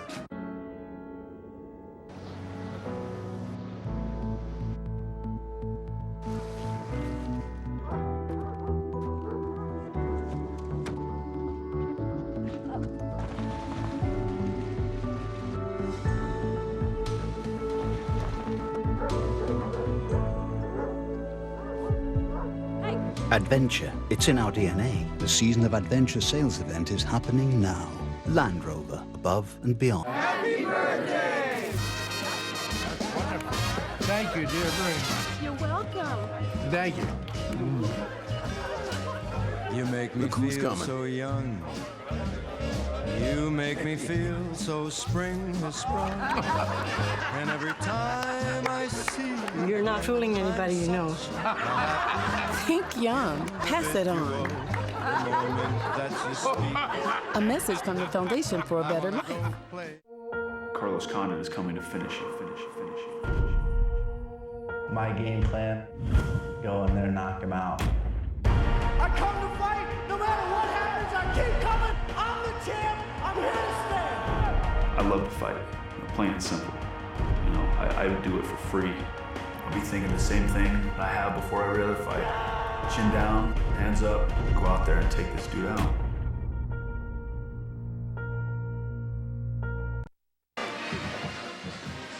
Three more college football games still for you today on ESPN. Up next, the AutoZone Liberty Bowl with K-State and Arkansas, followed by the Valero Alamo Bowl with Oregon and TCU, and the nightcap, the Motel 6 Cactus Bowl, West Virginia and Arizona State. All 3 games streaming live on Watch ESPN and the ESPN app.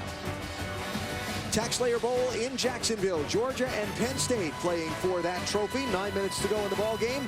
Alan Bestwick, Dan Hawkins, Tiffany Green, and our ESPN college football crew here with you. And Penn State gaining a little momentum here. Scored a touchdown to close to within that 14. And now their backup quarterback, Trace McSorley, after the defense gets a stop with good starting position for this drive. Here's Barkley. And a good run. Into Georgia territory and inside the 40-yard line for Saquon Barkley. Georgia's been dropping a safety down into the box to help out with a run, but he gets caught up inside. Saquon throwing a little bit of speed. And the top true freshman rusher in the nation gets 20 on that one.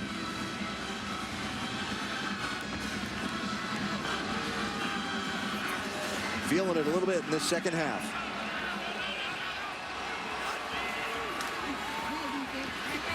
Sorley steps away from one and runs for his life out of bounds. He'll get down to the 35-yard line. They've been using that play action, pulling the backside guard, faking to the back, bootleg and out. And it's helped a little bit with the outside rusher, but pursuit coming from the backside in a quick way. Clearly in 4-down territory here. James Franklin's team not known for coming from behind. in this season. They're trying to rally here in Jacksonville. It's hard when you don't have a lot of explosiveness in your arsenal. Barkley again on the delay inside, snipped out nicely. The inside was all plugged up. He tried to dance away, but getting a wrap around his ankles and knocking him down was Raquan Smith, the freshman from Montezuma, Georgia. Like the play call. Barkley's shown his wares, done a nice job. You got 2 downs to get a first down. Don't want to go away from your playmakers, and he's one of them. So a loss of 1 brings up 3rd and 8.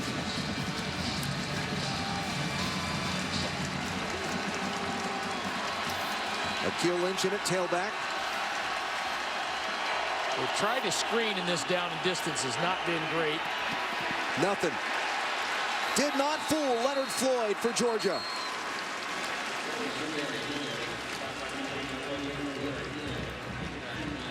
And so 4th down. Kirby Smart's going to like 84. Yeah, you think? James Franklin, the Penn State coach, talked about him specifically in our meetings with him. Said we are going to have to game plan for 84. Hackenberg standing next to his coach, watching his team go for it on 4th down. Here's Chris Godwin down here, bottom of your screen.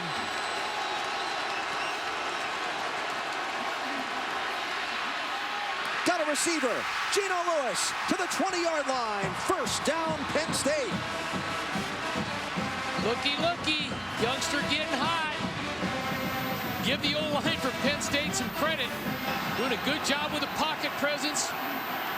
Dig right on the backside, throwing that thing into the open spot. Good job to take that ball across the middle of the field when Rico McGraw had a line on him too for Lewis. Good anticipation, throwing that thing into the hole and letting his receiver run to it. There's that throw to the outside, but couldn't come up with it. Godwin a little too low. So it'll be 2nd down from the 20-yard line.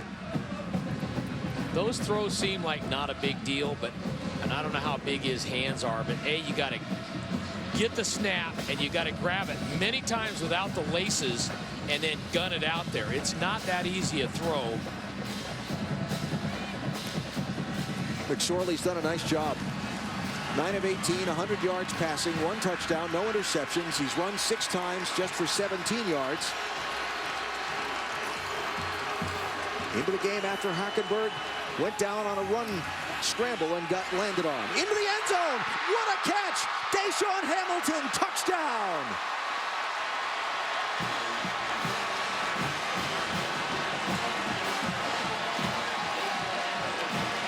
Got us a ball game now.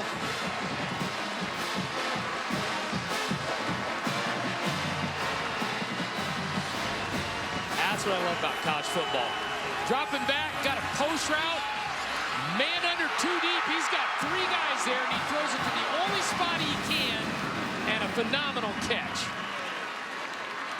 In between 2 safeties, over the top of a trailing backer. A Georgia player down in the aftermath. That's Dominic Sanders, who is up and now walking away. Good to see.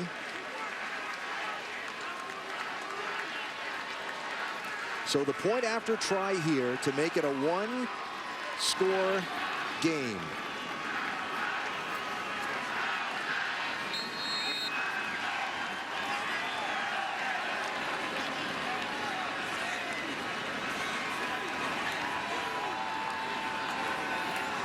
Tyler Davis is true. What a drive by the Penn State offense, led by the backup quarterback, Trace McSorley. A touchdown pass and a beautiful grab by Deshaun Hamilton. It's a 7-point TaxSlayer Bowl.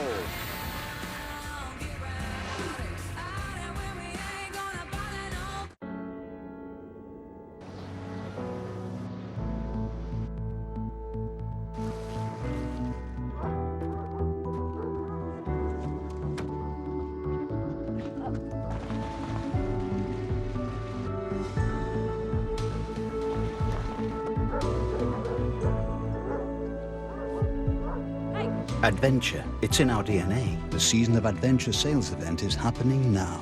Land Rover, above and beyond. Introducing the take-home box. A whole nother meal, just $2.99. Have your fill at the Endless Buffet, then fill up your take-home box for just $2.99 more. Golden Corral, the best buffet in the USA. Hey, Ralph Punzel. Where are you headed? Great Clips.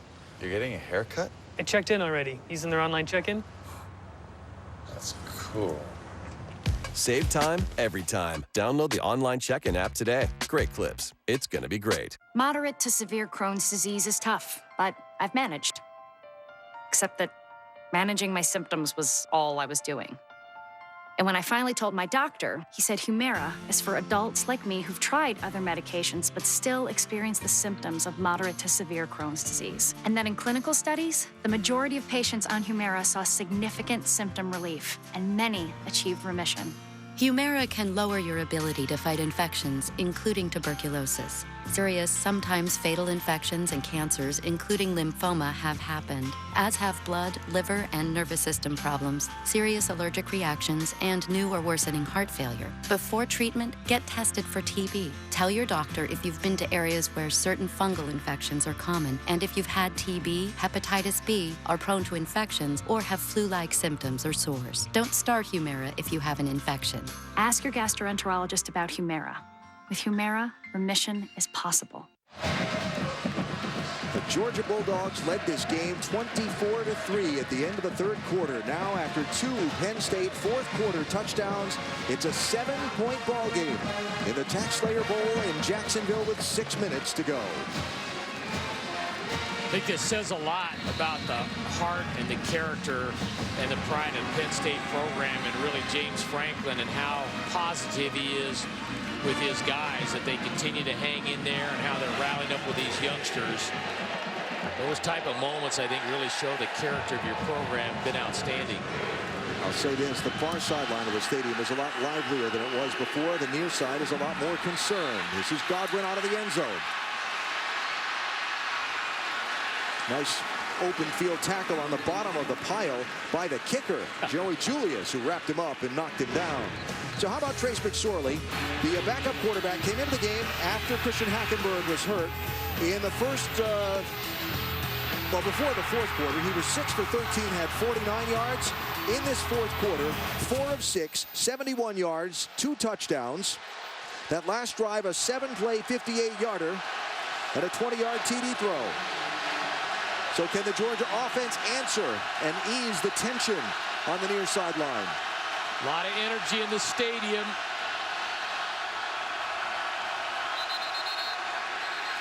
Movement and a false start. False start. Number 83 offense. 5-yard penalty. First down. The sophomore tight end, Jeb Blazevich. So interim head coach Brian McClendon's team has been shut out in this fourth quarter so far on the offense side of the ball. 3 drives this quarter. 2 drives this quarter, 3 plays each, -9 on the first one, -6 on the second one, both winding up in punts.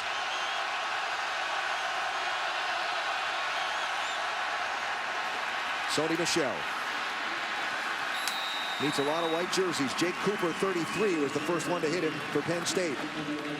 Brandon Bell doing a nice job holding down the edge. Number 11 turned that thing back inside.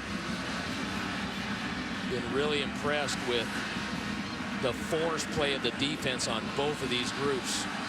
There's Brandon Bell right there. He's been a force player, done a nice job on the edge for the Nittany Lions today. Christian Payne is the fullback. Keith Marshall is now the tailback. Showing zone pressure at the top of the screen again. Marshall going to have the first down and more. Beautiful run from the senior from Raleigh.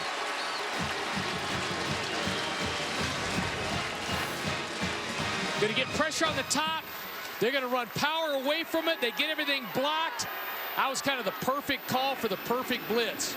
The first down this quarter for the Bulldogs with a 16-yard run from Keith Marshall. So now down to 5 minutes to go in the game. Can Georgia salt it away, or can Penn State's defense give their offense one more shot?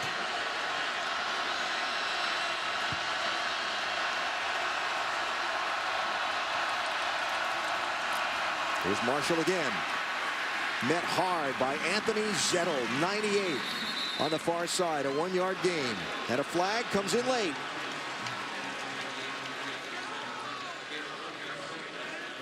Been quite a bit of chippiness on both sides in this game, I think. Officials have done a good job. And a handful of unsportsmanlike penalties called, right? It'd be big if it's somebody's second unsportsmanlike. If that's in fact what's gonna happen here. After the play, unsportsmanlike conduct, number 99 defense, 15-yard penalty. That's an automatic first down. That's huge on Austin Johnson. Poise under pressure.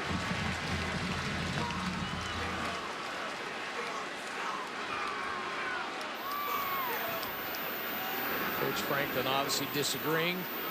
It's a big call at this point in the game. Moves the ball all the way down to the Penn State 42-yard line. Well, now they reset it at the 43. 4.5 to go. First down, Dogs. I'd stay with the pressure here. Try to get a negative play.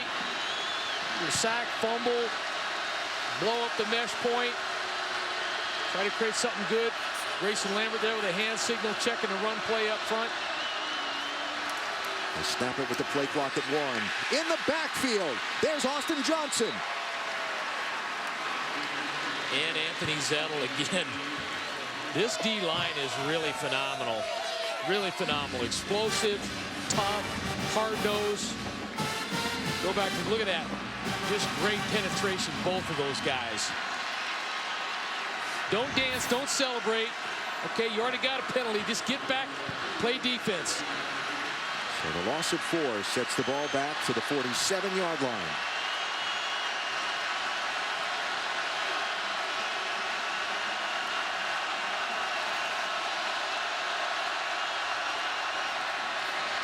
Here's Marshall with running room. Will get stopped shy of the line to gain. Brandon Bell was the first one to hit him, 11 for Penn State. But a 12-yard gain. And so now 3rd down and short. They've run this play a couple of times where they pull the center, pull the guard. That time, everybody voided out. Marshall hit it right downhill, up inside. Didn't go outside this time. James Franklin calls timeout. Try and manage a little clock. All right, so we're going to get pull going this way, and this time he hits it up inside rather than take it all the way outside. See, they're just voided out. Good vision. That play's been hitting outside most of the game. Good job by Keith Marshall seeing it and hitting up inside. After the game, the post-game trophy ceremonies on ESPN3 immediately following the game clock hitting 0. It's presented by Capital One. So 3rd down and a couple. Georgia 3 of 12 on 3rd down today, 1 of 5 in this half. Can they convert, or can Penn State get a big stop? Little confusion in the Georgia huddle. And they'll have to call timeout.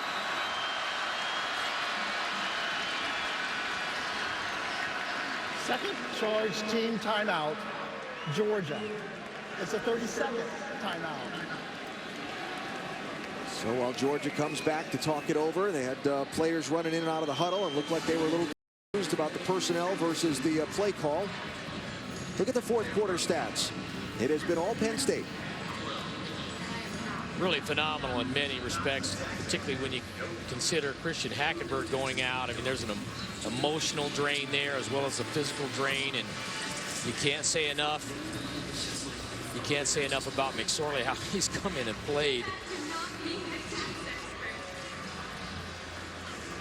That number exists right there because when you can run the rock and you're big up front and you've got powerful backs, you can just pound it. And just something else to keep in mind, Hawk. Marshall Morgan, Georgia's field goal kicker, out of the game earlier with a sprained ankle. So 3rd down and 2, and a big, huge moment in this ball game.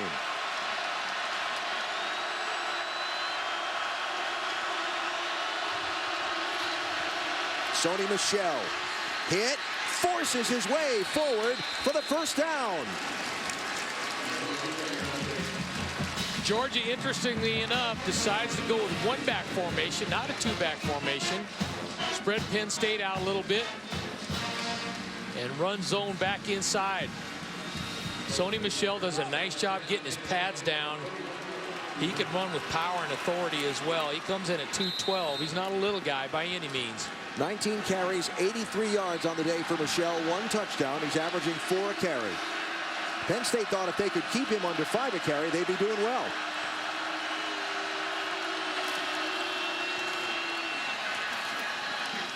We'll have a couple of more tough yards off the right side. Timeout called.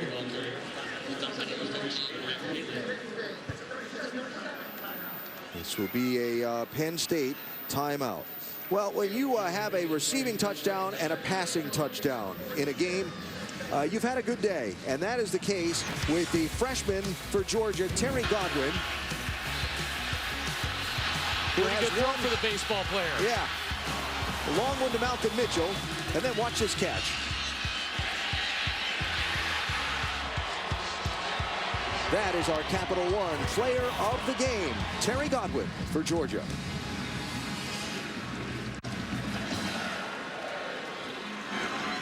Really, not a lot of big plays for Georgia today, and those were 2 of them. Those are massive. So from the 29-yard line, 2nd down, 2:46 to go. Penn State with just 1 timeout left. Christian Hackenberg coaching up his backup, Trace McSorley, on the far sideline. Can the defense get off the field without giving up any more points? Keith Marshall is the tailback. I like James Franklin taking timeouts early. They string it out, and a nice wrap up by Brandon Bell.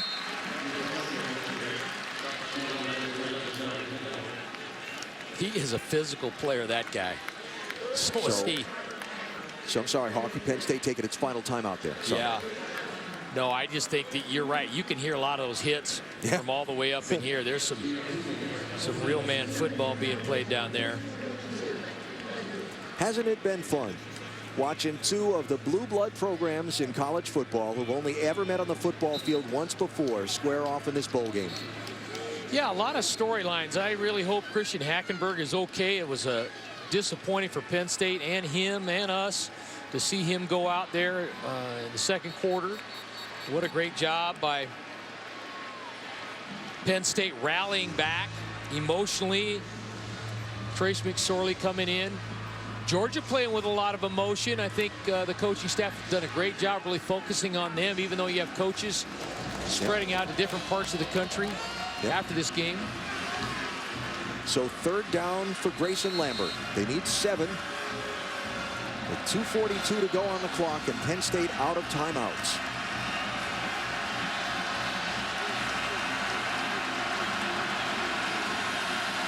The 22-yard line is the line to gain.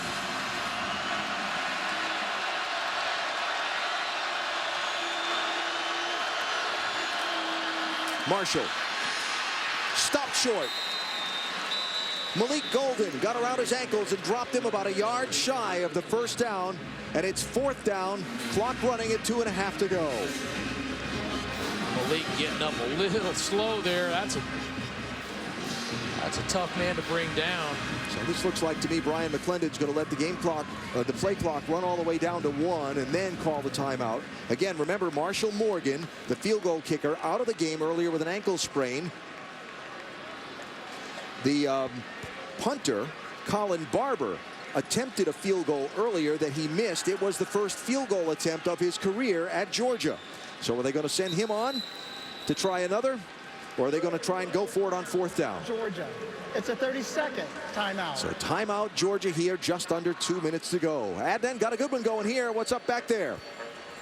All right, Alan, the 2nd game of our quadruple header of college football featuring Brett Bielema and Bill Snyder. That's right, Brett Bielema used to coach under Bill Snyder as the defensive coordinator. K-State taking on Arkansas. As you can see, they're yucking it up right now. I don't know if the mood will be as jovial once it's kickoff. 8.5 minutes away. Back to you, sir.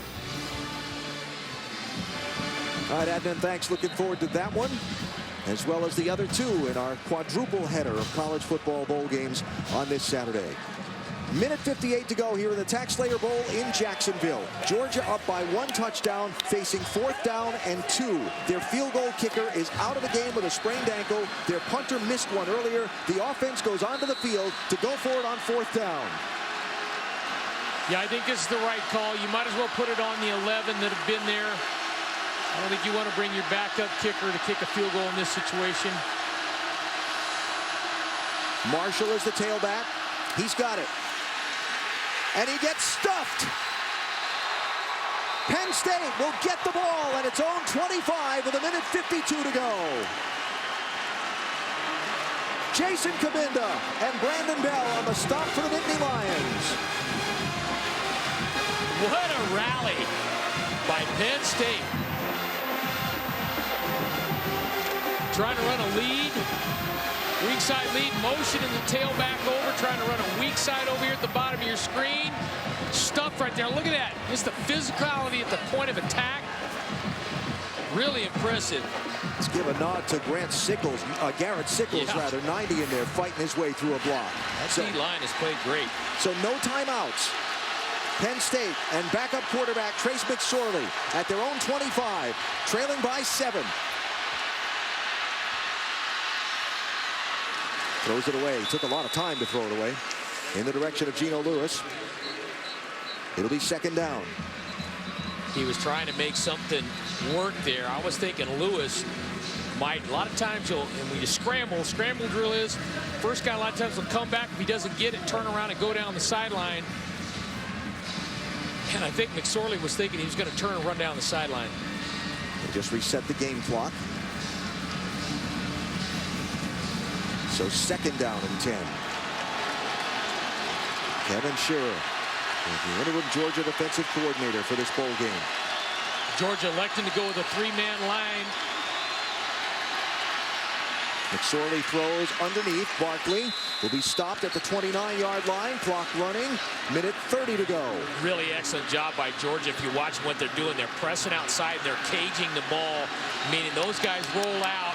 They got safeties, they got people on the perimeter, not allowing the ball to get outside. They dump the screen inside. Barkley can't get the 1st down. It's going to be 4th down and 2.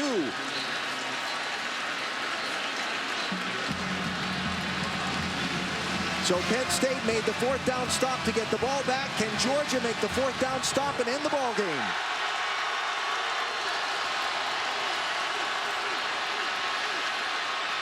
First down. Deshaun Hamilton inside, a minute to go. They'll stop the clock quickly after the ball is spotted. Georgia elected to bring pressure a little bit. McSorley doing a nice job shuffling his feet and getting rid of it. Again to the inside. Barkley wrapped up, knocked around, stopped at the 47-yard line. 40 seconds to go.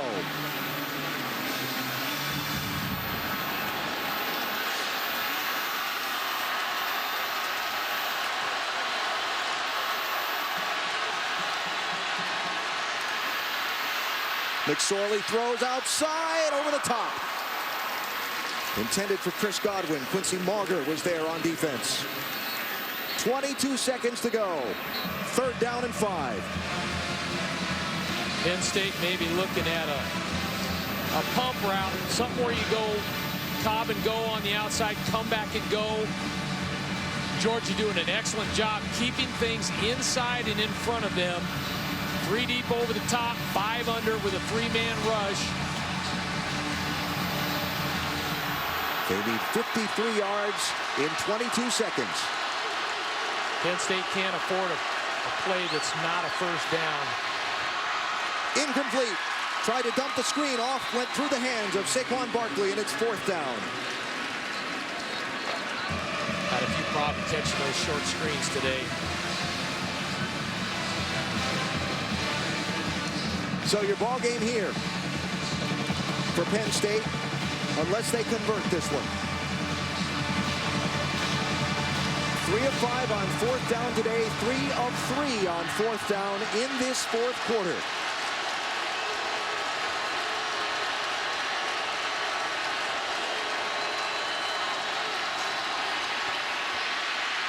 He's going to run for it. He's going to have it and slide down. They've got to hurry. Only 12 seconds to go in the game. The clock will start quickly after they spot the ball. Frantically motioning to spike it. 8 seconds left.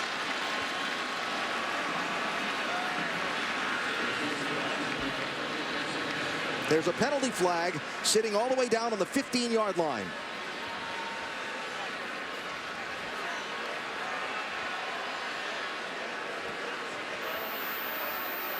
A penalty flag that they've just picked up. I think he was thinking there might have been 12, but then he counted them and there weren't.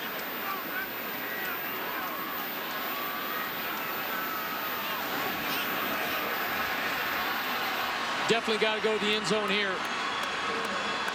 Maybe 2 shots at it, but this might be it.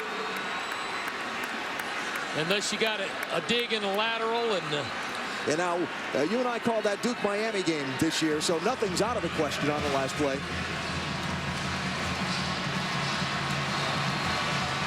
Here we go.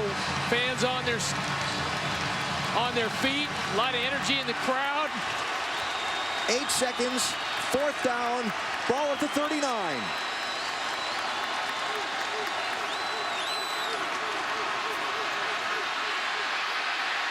Heaves it for the end zone. And it's knocked away. Ball game's over. Georgia wins.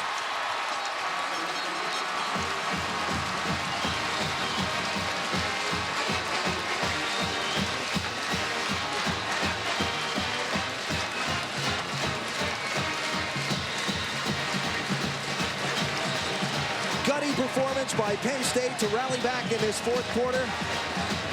But Georgia, through all of the coaching turnover and the turmoil that does cause, gutted one out in the TaxSlayer Bowl.